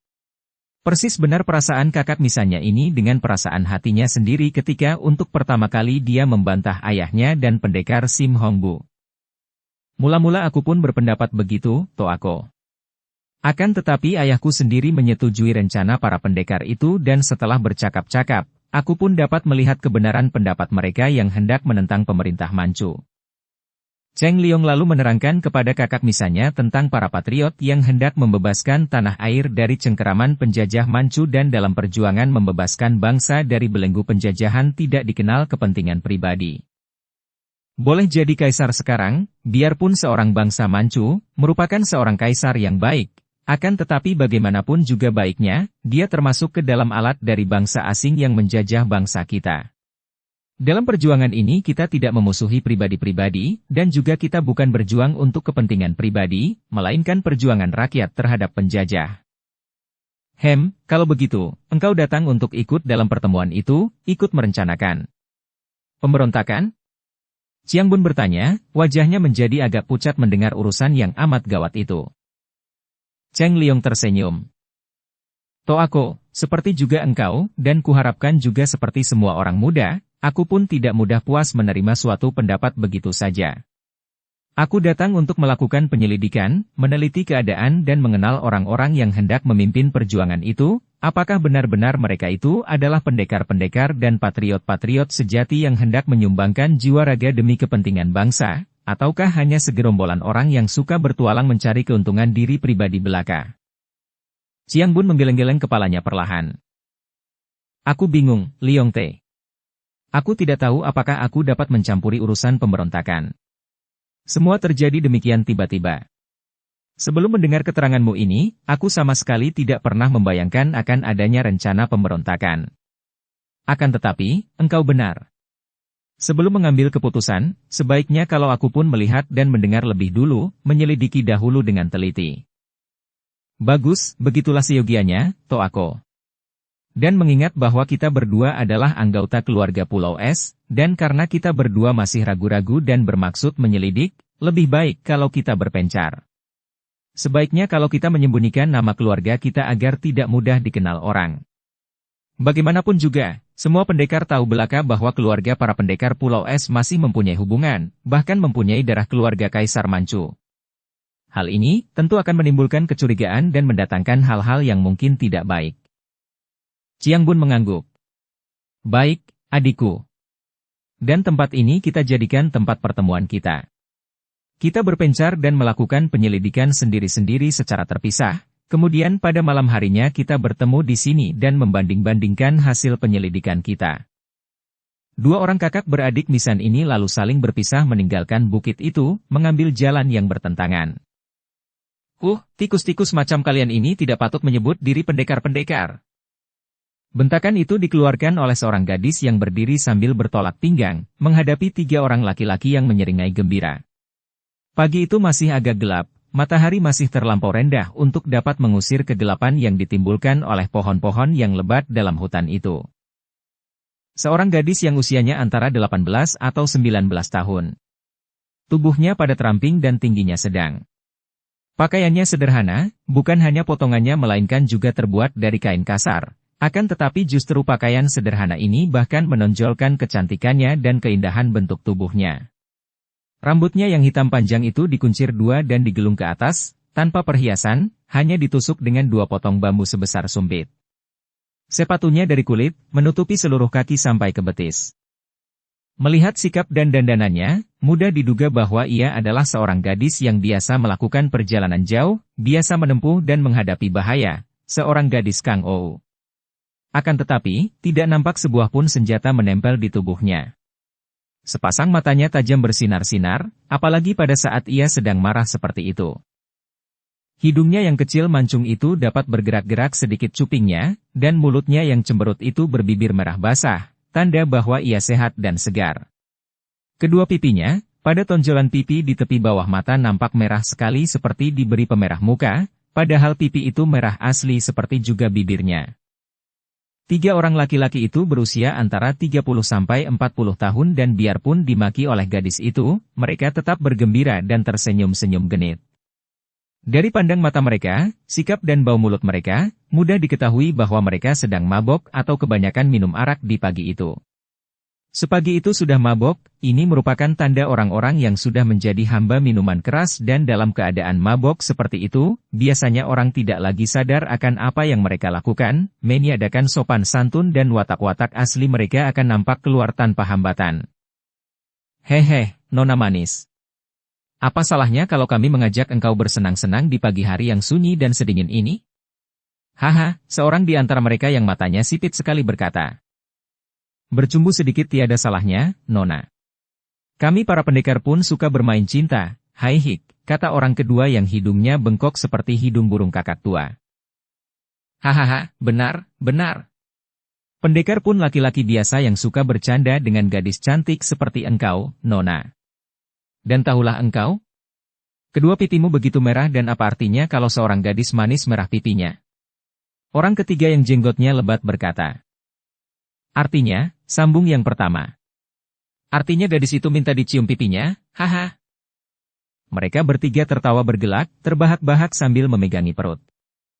Haha, akan tetapi jangan engkau yang mencium. Mukamu penuh brewok, kasihan ia akan mati kegelian, kata pula yang sipit dan kembali mereka tertawa-tawa. Gadis itu membanting-banting kakinya. Keparat? Kalian bertiga ini pantasnya anggota gerombolan penjahat, sama sekali tidak pantas berada di tempat ini, di antara para pendekar yang mengadakan pertemuan. Kalau tidak ingat bahwa mungkin sekali kalian ini pendekar-pendekar yang tersesat dan bahwa sekarang akan diadakan pertemuan antara para orang gagah, tentu sudah kuhancurkan mulut kalian yang busuk itu. Sambil berkata demikian, gadis yang menahan kemarahannya itu membalikkan tubuhnya dan hendak pergi dari situ. Akan tetapi, 3 orang itu menggerakkan tubuh mereka dan tahu-tahu mereka sudah berlompatan menghadang di depan gadis itu.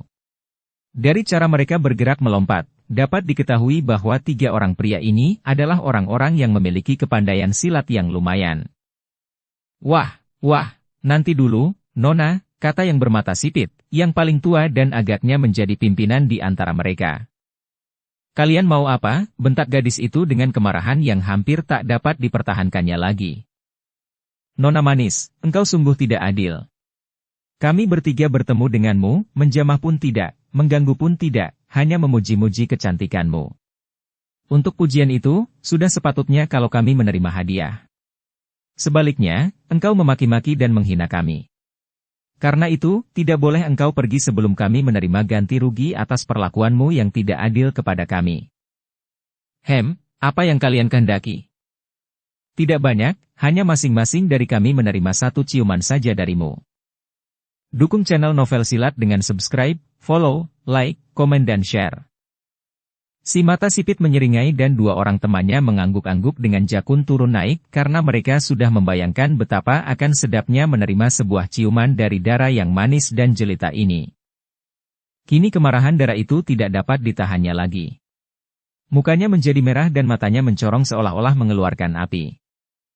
Keparat jahanam bermulut busuk. Sekali lagi, pergilah sebelum aku terpaksa menghajar kalian. Hihihi, ia mau menghajar kita, si mata sipit tertawa. 2 orang kawannya tertawa pula. Biarlah, dihajar oleh tangan yang halus itu aku siap. Sudah lama aku tidak diusap tangan halus. Dan aku pun ingin dipijiti jari-jari mungil itu, hehe. Pergilah. Gadis itu menggerakkan tubuhnya dan kaki tangannya bergerak cepat sekali. Terdengar suara plak-plak beberapa kali dan tubuh 3 orang itu terpelanting, dibarengi keluhan mereka. Mereka terbelalak, masing-masing meraba pipi mereka yang menjadi bengkak oleh tamparan Nona tadi. Yang membuat mereka terkejut adalah cepatnya tangan itu bergerak, sehingga berturut-turut mereka kena ditampar tanpa mereka dapat mengelak atau menangkis sama sekali. Dan karena tamparan itu memang membuat pipi bengkak dan muka panas, nyeri rasanya, ditambah lagi rasa malu karena sudah ditampar oleh seorang gadis muda, 3 orang itu pun menjadi marah. "Berani kau memukul kami?" Mereka bangkit berdiri dan mengepung gadis itu. Kemudian, sambil berteriak marah mereka mulai maju dan dari serangan mereka, dapat dilihat bahwa mereka masih mempunyai niat kotor karena serangan mereka itu bukan pukulan melainkan cengkeraman-cengkeraman. Agaknya mereka itu ingin membalas tamparan si Nona dengan cengkeraman untuk menangkap tubuh yang denok itu atau merobek pakaiannya. Akan tetapi, mereka kecelik kalau mengira bahwa mereka berhadapan dengan seekor domba betina muda. Nona itu ternyata memiliki gerakan yang amat gesit dan dengan lincahnya tubuh yang ramping itu berloncatan ke sana-sini dan semua terkaman itu hanya mengenai angin belaka. Kemudian, kaki yang kecil itu bergerak 3 kali berturut-turut dan untuk kedua kalinya, 3 orang setengah mabok itu terpelanting dan mengaduh-aduh. Si Dara itu sama sekali bukan seekor domba betina muda yang lunak dagingnya, melainkan seekor macan betina yang galak dan kuat. Baru sekarang 3 orang itu sadar bahwa mereka berhadapan dengan seorang Dara yang lihai. Akan tetapi, dasar mereka memang memiliki watak yang buruk, mereka tidak menyadari kesalahan mereka. Sebaliknya dengan penuh kemarahan 3 orang itu bangkit lagi dan mereka mencabut senjata mereka yaitu sebatang golok tipis dan dengan senjata di tangan mereka kini mengurung si Dara dengan wajah bengis. Akan tetapi, gadis itu sama sekali tidak nampak gentar menghadapi ancaman 3 orang laki-laki yang memegang golok itu. Bahkan ia berdiri tegak dengan kedua tangan di pinggang dan memandang dengan senyum simpul mengejek, akan tetapi matanya bersinar-sinar penuh kemarahan. Agaknya ia sama sekali tidak khawatir karena dalam 2 gebrakan tadi saja gadis ini sudah yakin benar bahwa 3 orang lawannya hanya galak aksinya saja akan tetapi sesungguhnya merupakan gentong-gentong kosong yang nyaring suaranya. Kalian memang perlu dihajar lebih keras lagi agar bertobat," katanya dengan senyum tak pernah meninggalkan wajah yang manis. 3 orang itu kini sudah kehilangan selera mereka untuk menggoda dan berbuat kurang ajar. Kini yang ada dalam benak mereka hanyalah membalas dan kalau perlu membunuh gadis yang telah membikin malu mereka dengan tamparan dan tendangan yang membuat mereka terpelanting roboh tadi. "Hait!" Si mata sipit sudah menerjang dengan gerakan goloknya yang membentuk gulungan sinar terang. 2 orang temannya agaknya tidak mau ketinggalan dan dari kanan kiri mereka pun menyerang dengan golok mereka. Sungguh 3 orang ini tak tahu malu, menyerang seorang gadis bertangan kosong dengan golok mereka secara keroyokan seperti itu. Namun, gadis itu sungguh luar biasa sekali. Tubuhnya berkelebatan di antara sinar golok. 3 orang itu menjadi semakin bernafsu ketika golok mereka membabat udara hampa saja dalam penyerangan pertama mereka, maka mereka menyusulkan serangan-serangan berikutnya yang datang dengan bertubi-tubi. Gadis itu tetap mengelak ke sana-sini mencari kesempatan untuk membalas dan kurang lebih 10 jurus kemudian, tiba-tiba ia mengeluarkan suara melengking nyaring sekali. 3 orang pengeroyoknya terkejut, sejenak seperti menjadi lumpuh oleh suara yang menusuk telinga dan menyayat perasaan hati mereka itu. Dan pada saat itulah si gadis lihai menurunkan tangan membalas. 3 kali ia memukul dan 3 orang itu roboh berpelantingan sambil mengaduh-aduh dan golok mereka terlepas dari tangan kanan karena lengan kanan itu seketika lumpuh dan pundak mereka nyeri. Kiranya gadis itu tadi memukul ke arah pundak kanan dan membuat tulang pundak mereka remuk dan lengan itu tentu saja menjadi lumpuh seketika. Aku masih mengampuni nyawa kalian, dan mudah-mudahan pelajaran ini membuat kalian bertobat," kata si gadis dengan kata-kata yang tegas. Akan tetapi, pada saat itu bermunculan belasan orang dikepalai oleh 2 orang kakek yang berpakaian seperti Tosu dan yang memegang sebatang tongkat baja. Melihat 3 orang yang mengaduh-aduh itu, belasan orang ini lalu mengurung si gadis yang memandang dengan sikap tenang namun waspada. 2 orang kakek itu menghampiri 3 orang yang terluka, lalu menggunakan jari tangan mereka menotok beberapa jalan darah dekat pundak untuk mengurangi rasa nyeri. Kemudian mereka bangkit lagi dan menghadapi si gadis yang berdiri dengan sikap tenang itu. "Nona, siapakah engkau yang begitu berani melukai 3 orang murid kami?" Seorang di antara mereka bertanya, sikapnya tenang dan angkuh seolah-olah sikap seorang Lo Cianpui kepada seorang yang tingkatannya lebih muda dan rendah.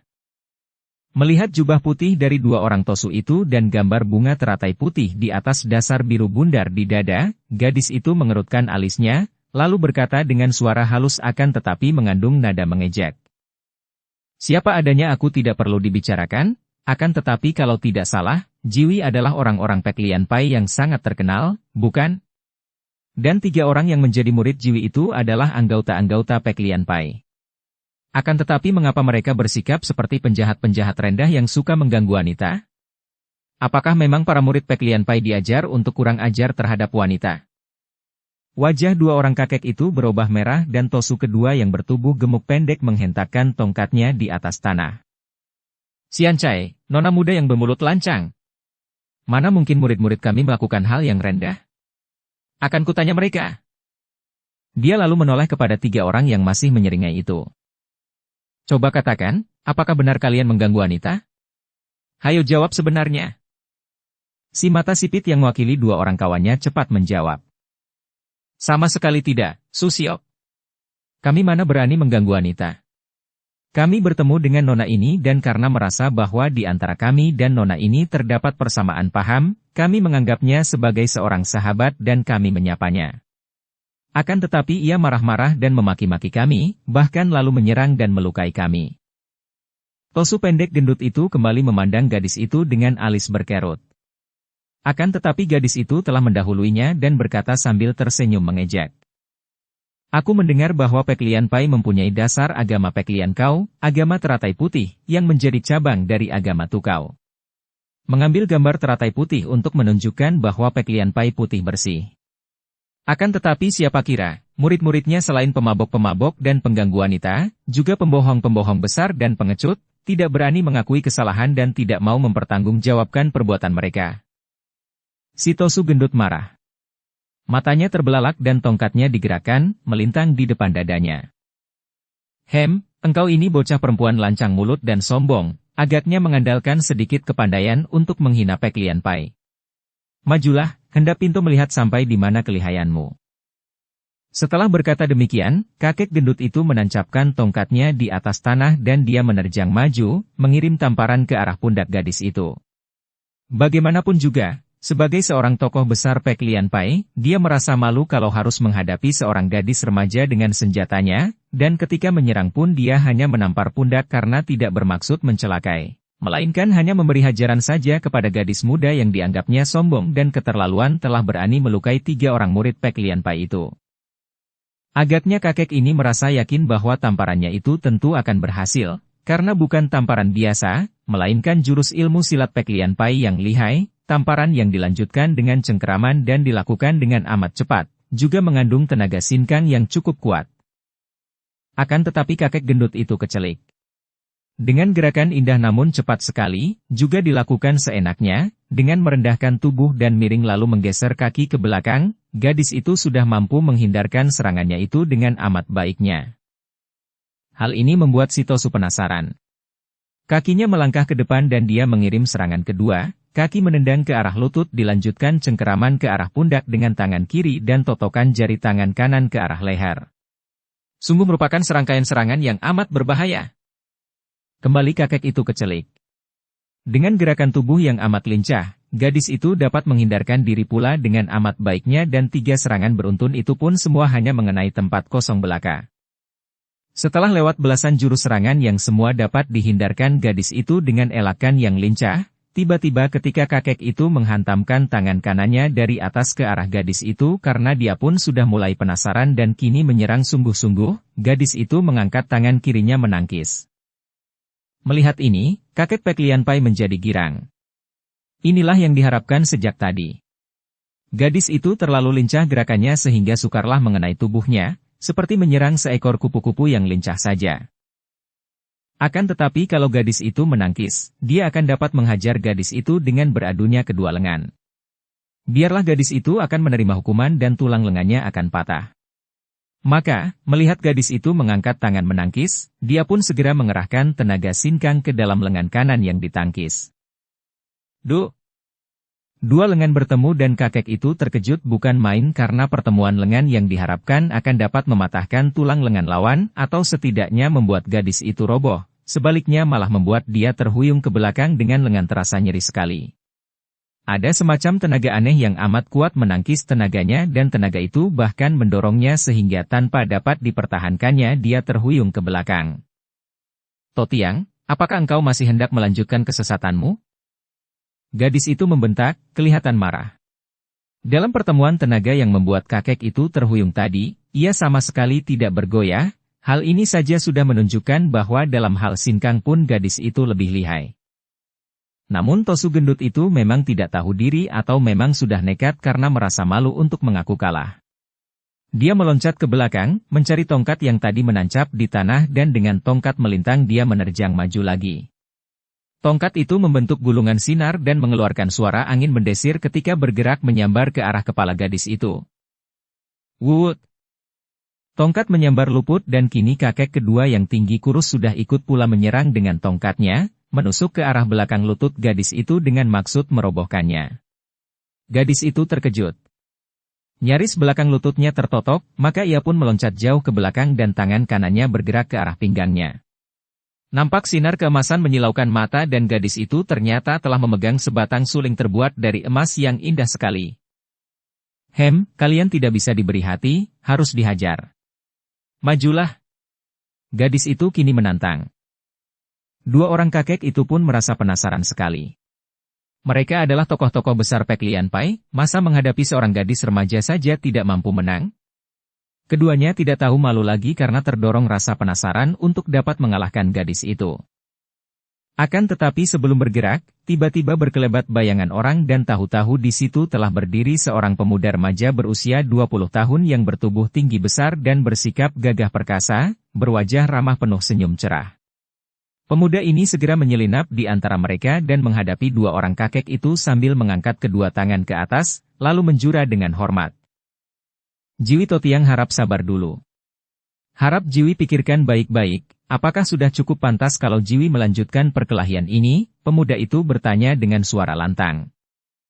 Melihat sikap pemuda ini yang mudah diduga tentu seorang pendekar, dua orang Tosu itu merasa ragu-ragu dan si tinggi kurus bertanya. Orang muda, mengapa engkau mencampuri urusan kami dan apa yang kau maksudkan dengan kata-katamu tadi? Jiwi Totiang adalah tokoh-tokoh Pek Lian Pai dan kedatangan Jiwi di tempat ini bersama anak buah Jiwi tentu ada hubungannya dengan pertemuan para pendekar dan patriot yang akan diadakan di tempat ini, bukan? Benar, lalu apa hubungannya dengan urusan kami menghadapi gadis jahat itu? Totiang, harap jangan keliru menilai orang. Nona ini sama sekali bukan orang jahat, melainkan putri pendekar sakti suling emas, Kamlo Cianbue. Ia adalah seorang pendekar wanita yang lihai, dan tentu kehadirannya juga ada hubungannya dengan pertemuan para pendekar patriot. Totiang, kalau pertemuan para pendekar dan patriot diawali dengan perkelahian antara kita sendiri, mana mungkin kita bersatu menghadapi pemerintah penjajah? Dua orang Tosu itu kelihatan terkejut. Biarpun mereka belum pernah berkenalan atau berjumpa namun nama besar pendekar sakti suling emas sudah pernah mereka dengar. Pantas saja gadis itu lihai bukan main. Tapi, Nona ini telah melukai 3 orang murid kami, bantah si gendut untuk menempatkan pihak sendiri di sudut yang menguntungkan. Tentu saja aku melukai dan menghajar 3 orang itu yang berani bersikap kurang ajar menggangguku, bantah gadis itu. Kalau bukan 3 orang mabok itu menggangguku, perlu apa aku mengotorkan tangan terhadap mereka? Pemuda itu mengangkat kedua tangan menyabarkan kedua pihak. Jiwi Totiang, harap sudahi saja perkara kecil ini. Bagaimanapun juga, Nona ini adalah seorang pendekar dan tidak mungkin tanpa sebab ia berkelahi dengan murid-murid Jiwi, dan ternyata bahwa murid-murid Jiwi dalam keadaan mabok. Kita sama-sama tahu bagaimana sikap laki-laki yang sedang mabok kalau melihat wanita muda dan cantik. Kalau sampai terdengar oleh para pendekar dan patriot lain, tentu nama Pek Lian Pai akan menjadi merosot saja kalau perkelahian dengan Putri Kamlo Cianbue ini dilanjutkan. Memang 2 orang Tosu Pek Lian Pai itu sudah dapat menduga bahwa murid-murid mereka tentu yang lebih dulu menggoda Nona yang cantik ini. Mereka tadi turun tangan hanya karena merasa marah melihat murid-murid mereka dipatahkan tulangnya, dan juga karena malu sebelum dapat membalas Nona itu. Akan tetapi begitu mendengar bahwa Nona itu adalah putri pendekar sakti suling emas, mereka sudah dapat melihat bahwa kalau dilanjutkan pertikaian itu, tentu nama mereka akan rusak nama karena membela 3 orang murid mabok. Baik, kami akan sudahi saja urusan ini. Akan tetapi siapakah engkau, orang muda? Tosu tinggi kurus bertanya. Dia adalah cucu pendekar super sakti dari Pulau Es. Tiba-tiba gadis itu berkata, seperti hendak membalas ketika pemuda itu tadi memperkenalkannya sebagai putri pendekar suling emas. Tentu saja dua orang kakek Pek Lian Pai itu semakin terkejut. Cucu pendekar Pulau Es? Mereka tidak berani lagi banyak lagak dan sambil menjura mereka lalu mengundurkan diri dan membentak 3 orang murid mereka yang menjadi gara-gara pertikaian itu. Setelah mereka pergi, pemuda itu membalikkan tubuh, menghadapi gadis itu. Mereka berdiri saling berpandangan, sampai lama tidak dapat mengeluarkan suara, dua pasang mata itu bertemu, bertaut dan seolah-olah mereka menjadi gagu seketika. Bayangan dan kenangan lama muncul di dalam pikiran mereka dan tiba-tiba keduanya mengeluarkan seruan hampir berbareng. Bie Eng! Cheng Liong! Keduanya melangkah maju mengulur tangan, akan tetapi tiba-tiba Bie Eng berhenti dan ia berdiri memandang dengan muka berubah merah sekali. Teringat ia bahwa yang berada di depannya bukan anak-anak lagi, bukan remaja yang pernah dikenalnya beberapa tahun yang lalu, melainkan seorang pemuda dewasa yang gagah perkasa. Dan ia sendiri sudah menjadi seorang gadis dewasa, bahkan menjadi seorang calon istri, tunangan pemuda yang kini menjadi murid ayahnya, yaitu Sim Ho. Melihat keraguan di wajah gadis itu, Cheng Liong juga menghentikan langkahnya. Kini mereka berdiri berhadapan dalam jarak 2 meter saja dan Cheng Liong mengamati wajah itu dengan hati penuh kagum. Dia terpesona oleh sepasang mata itu, oleh hidung dan mulut itu. Bie Eng telah menjadi seorang gadis yang menurut penglihatannya teramat cantik. Belum pernah ada seorang gadis yang begini menarik hatinya. Jantungnya berdebar tegang, penuh kegembiraan dan juga harapan ketika dia teringat akan janjinya kepada mendiang Hek Ih Moong bahwa kelak dia akan menjadi suami Bie Eng. Dan dia maklum pada saat dia memandang wajah itu bahwa dia akan berbahagia sekali apabila harapan gurunya itu terlaksana. Dia jatuh cinta kepada gadis ini sekarang. Dan Cheng Liong merasa terkejut sendiri mengikuti jalan pikirannya. Bie Eng. Tak kusangka akan bertemu dengan engkau di sini. Hampir aku tidak dapat mengenalmu lagi, engkau. Sudah begini besar. Bie Eng memandang kepadanya dan gadis itu tersenyum. Tersirap darah dan jantung Cheng Liong melihat lesung pipit di sebelah kiri mulut itu. Betapa manisnya. Cheng Liong, engkau bilang tidak dapat mengenalku akan tetapi engkau bisa memberitahu kepada kakek-kakek Pek Lian Pai itu bahwa aku putri pendekar Kam. Memang tadinya aku tidak mengenalmu, dan baru aku teringat ketika engkau mengeluarkan suling emas itu. Bie Eng mengangguk-angguk. Dan engkau pun bukan anak-anak lagi, sudah menjadi seorang pemuda dewasa. Akan tetapi engkau langsung mengenalku. Yang berubah hanya tubuh dan mukamu, akan tetapi mata dan senyumanmu yang nakal itu masih sama. Bie Eng, kalau tidak salah dugaanku, engkau datang ke sini tentu ada hubungannya dengan pertemuan para pendekar dan patriot di hutan Cemara, bukan? Gadis itu mengangguk. Benar, dan tentu engkau pun datang untuk keperluan itu, bukan? Apakah engkau datang bersama orang tuamu? Apakah para pendekar keluarga Pulau Es ikut datang menghadiri pertemuan itu? Tidak, aku datang seorang diri saja. Orang tuaku mewakilkan kepadaku. Dan engkau? Apakah Kam Lo Cian Wei dan istrinya juga hadir? Bie Eng menggeleng kepalanya. Tidak, Cheng Liong. Aku datang bersama guruku. Tiba-tiba wajah gadis itu berubah merah. Hampir saja dia tadi menyebut, mertuaku, bukan guruku. Jawaban ini mengherankan hati pemuda itu. Bie Eng. Engkau adalah putri tunggal Kam Lo Cian Pui yang memiliki kepandaian setinggi langit dan kurasa mewarisi ilmu-ilmu ayah bundamu saja sudah membuat engkau menjadi orang yang sukar dicari tandingannya. Dan engkau masih mempunyai seorang guru lain daripada ayah bundamu? Bie Eng bertolak pinggang dan memandang pemuda itu dengan senyum mengejek. Cheng Liong, engkau sejak dahulu banyak lagak dan tidak mau bercermin melihat diri sendiri. Apa anehnya kalau aku mempunyai seorang guru lain? Tengok dirimu sendiri. Engkau cucu pendekar super sakti dari Pulau Es. Kurang bagaimanakah keluarga para pendekar Pulau Es? Namun ternyata engkau masih berguru kepada mendiang Hek Ih Moong. Cheng Liong tersenyum. Gadis ini masih galak dan tidak mau kalah kalau bicara. Akan tetapi dia seperti diingatkan kepada mendiang Hek Ih Moong dan dia pun menarik napas panjang. Hek Ih Moong memang seorang datuk sesat, akan tetapi nasibnya buruk sekali.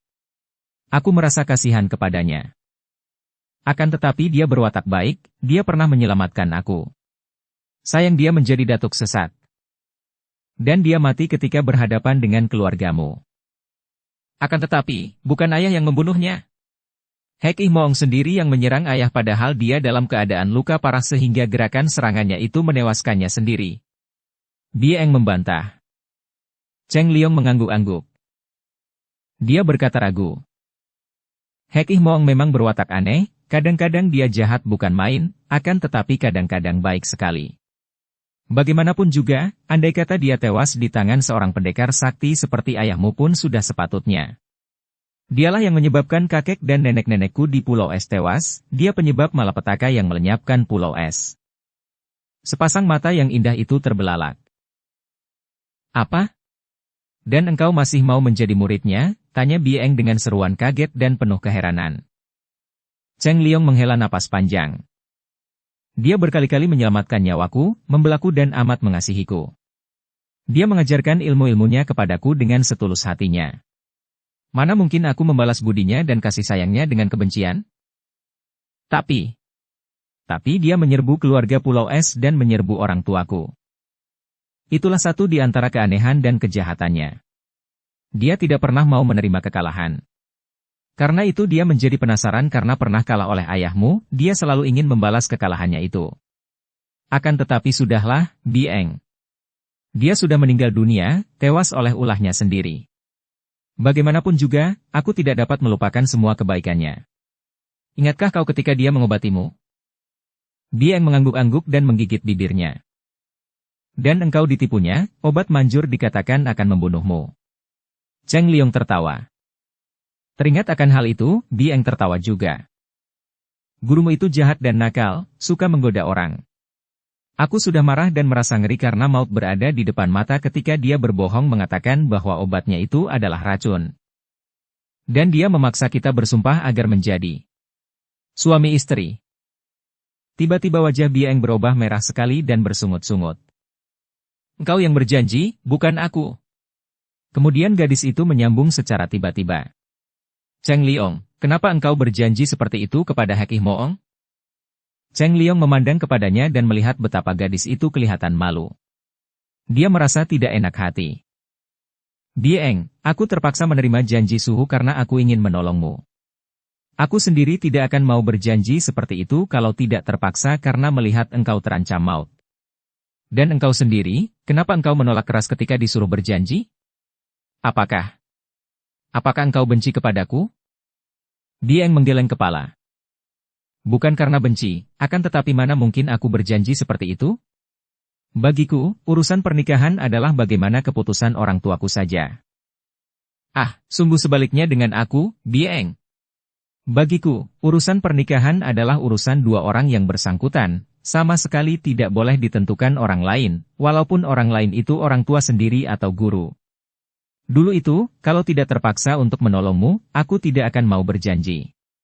Aku tidak mau kalau jodohku dipilihkan dan ditentukan oleh guruku atau orang tuaku sekalipun. Gadis itu mengangguk-angguk, alisnya berkerut dan ia melangkah perlahan-lahan meninggalkan tempat itu, didampingi Cheng Liong. Keduanya seperti berjalan-jalan tanpa tujuan, tanpa disengaja, hanya untuk berjalan-jalan di dalam hutan itu sambil bercakap-cakap. Kalau begitu, janjimu itu tidak mengikat? Jadi, engkau menganggap janji kepada mendiang Hek Ih Moong itu sebagai kosong belaka? Begitulah. Aku tidak mau dipaksa oleh siapapun juga untuk menerima jodoh yang dipilihnya atau dipaksakannya, apalagi kalau pilihan itu sendiri tidak suka kepadaku. Kalau begitu. Jodoh yang bagaimana yang cukup berharga untuk hidup di sisimu selamanya? Bertanya demikian, gadis itu menghentikan langkahnya, memutar tubuh menghadapi Cheng Liong dan kedua tangannya bertolak pinggang, matanya memandang tajam dan mulutnya tersenyum mengejek seperti orang menantang. Diam-diam Cheng Liong terkejut dan merasa heran, juga gugup menghadapi pertanyaan tadi. Akan tetapi dia menenangkan dirinya, dan menjawab dengan suara sungguh-sungguh. Ia harus seorang gadis yang kucinta dan mencintaku, itu saja syaratnya. Hening sejenak dan Bie Eng melangkah maju lagi perlahan-lahan, diikuti oleh Cheng Liong. Gadis itu nampak tenggelam dalam lamunan. Tiba-tiba saja ia berhenti lagi dan menghadapi Cheng Liong, membuat pemuda itu agak terkejut dan dia pun ikut berhenti. Mereka berdiri berhadapan dan saling pandang dan keadaan menjadi amat kaku bagi Cheng Liong. Cheng Liong, Apakah sudah ada gadis yang kau cinta itu? Pertanyaan ini terlalu tiba-tiba dan sama sekali tidak tersangka oleh Cheng Liong, membuat pemuda itu menjadi gugup. Itu. Selama ini memang belum ada. Memang ada, ya, ada memang. Gadis itu mengerutkan alisnya. Cheng Liong, kalau engkau tidak percaya kepadaku dan tidak suka menjawab pertanyaan itu, katakanlah, jangan pura-pura. Ada atau tidakkah gadis yang kau cinta itu? Yang tegaslah, jangan pelintut-pelintut. Ada. Ya benar, ada memang. Cheng Liong berkata menutupi kegugupannya dengan sikap tegas. Dan ia pun cinta padamu? Cheng Liong menggelengkan kepalanya. Aku tidak tahu, Bieng. Belum tahu. Karena pertanyaan-pertanyaan itu makin mendekati sasaran, yaitu hal-hal yang mengguncangkan batinnya di saat itu, Cheng Liong yang gagah perkasa itu merasa betapa kedua kakinya agak gemetar dan tubuhnya lemas. Maka dia pun lalu duduk di atas batu yang besar di dekat situ. Anehnya, Bieng juga duduk di atas batu berhadapan dengannya dan gadis itu kelihatan tertarik sekali. Engkau belum tahu? Engkau mencinta seorang gadis dan engkau belum tahu apakah ia mencintamu atau tidak. Cheng Liong, mengapa engkau tidak bertanya kepadanya? Aku takut, Bieng. Kau takut? Gadis itu tertawa dan menutupi mulutnya dengan punggung tangan. Engkau cucu pendekar super sakti Pulau Es, juga murid Hek Ih Moong si Raja Iblis, dan engkau mengenal takut? Bieng, aku takut kalau cintaku ditolak, kalau ia tidak cinta padaku, aku takut dan tidak tahu harus berbuat apa. Bieng, maukah engkau memberi nasihat? Apa yang harus kulakukan menghadapi keadaan begini? Bieng tersenyum pahit, matanya bersinar layu memandang jauh. Engkau? Minta nasihat dariku? Bagaimana sih keadaanmu itu? Engkau mencinta seorang gadis dan engkau tidak tahu apakah ia juga mencintamu ataukah tidak. Dan engkau malu atau takut bertanya, karena takut ditolak? Begitukah? Cheng Liong mengangguk. Dan gadis itu sudah tahu bahwa engkau mencintanya? Cheng Liong menggeleng. Wah, bagaimana ini? Jadi selama ini cintamu hanya kau simpan di hati saja? Lama-lama bisa menjadi racun kalau begitu. Cheng Liong memandang kagum. Agaknya engkau ahli benar dalam urusan cinta-mencinta. Tentu saja. Bieng menghardik. Kalau begitu, tentu engkau sudah saling mencinta dengan seorang pemuda. Kalau itu sih belum pernah. Cheng Liong terbelalak dan nampak girang. Kalau belum bagaimana engkau bisa tahu tentang hal ihwal cinta? Aku kan wanita dan yang kau cinta itu pun wanita, bukan? Cheng Liong mengangguk-angguk bingung. Sudahlah, sebaiknya bagaimana menurut nasihatmu, Bieng? Aku cinta seorang gadis akan tetapi aku tidak tahu apakah ia mencintaku, dan aku takut menyatakan cintaku, takut kalau ia akan marah dan menolakku. Cheng Liong, tidak ada wanita di dunia ini yang akan marah kalau ada pria menyatakan cinta kepadanya. Baik diterimanya atau ditolaknya cinta itu, akan tetapi yang jelas akan ada perasaan bangga menyelinap di lubuk hatinya. Kecuali, tentu saja, kalau pernyataan cinta itu dinyatakan secara kasar atau kurang ajar. Kalau kau tidak menyatakan cintamu, mana ia tahu? Dan kalau engkau tidak tanya kepadanya, mana kau tahu apakah ia mencintamu atau tidak? Maka, kalau engkau minta nasihatku, datangi gadis itu dan akuilah terus terang tentang cintamu dan minta jawabannya secara jujur. Begitukah nasihatmu, Bieng? Gadis itu benar-benar takkan marah? Mengapa marah? Sepatutnya ia bangga menerima cinta seorang cucu pendekar super sakti Pulau Es. Nah, kalau begitu biarlah ku pergunakan kesempatan ini untuk menyatakan perasaan hatiku itu. Bieng, aku cinta padamu. Seketika gadis itu meloncat bangun dari atas batu ke belakang menjauhi Cheng Liong, mukanya pucat dan matanya terbelalak, alisnya berkerut dan matanya mengeluarkan sinar menyambar-nyambar ke arah wajah pemuda itu. Apa? Apa yang kau katakan itu? Bieng, aku cinta padamu dan semoga engkau sudi menerimanya, semoga engkau dapat membalas cinta kasihku kepadamu. Cheng Liong, engkau berani main-main denganku? Bieng mengepal tinju dan mukanya berubah merah, sinar matanya membayangkan kemarahan. Melihat ini, Cheng Liong menjura. Bieng, maafkan aku. Ingat bahwa engkau sendiri yang menasihatiku untuk berterus terang, engkau sendiri yang mengatakan bahwa gadis itu takkan marah. Tapi,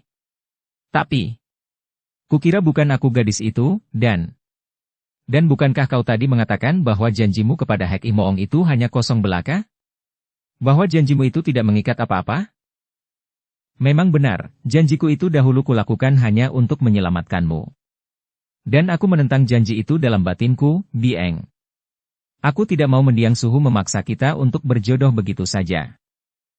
Tapi, kita baru saja berjumpa dan kau menyatakan cinta. Bieng, sejak pertemuan kita dahulu, aku sudah merasa kasihan dan suka sekali kepadamu. Tentu saja aku belum tahu pada waktu itu tentang perasaan cinta. Karena aku kasihan dan suka, maka aku menolongmu ketika engkau terpukul oleh si jahanam Lou Tek Chiang, dan engkau tahu sendiri, aku bahkan melawan dan menyerang mendiang guruku sendiri karena mengira engkau diracunnya. Akan tetapi, setelah kini kita saling jumpa, barulah aku tahu dan merasa yakin bahwa aku mencintamu. Aku cinta padamu, Bieng, bukan karena janjiku terhadap mendiang Hek Imoong. Aku cinta padamu dan aku akan merasa berbahagia sekali kalau engkau pun membalas perasaan cinta kasihku. Bieng, engkau kenapa? Bersambung ke bab 23. Dukung kami dengan subscribe, follow, like, komen dan share. Terima kasih.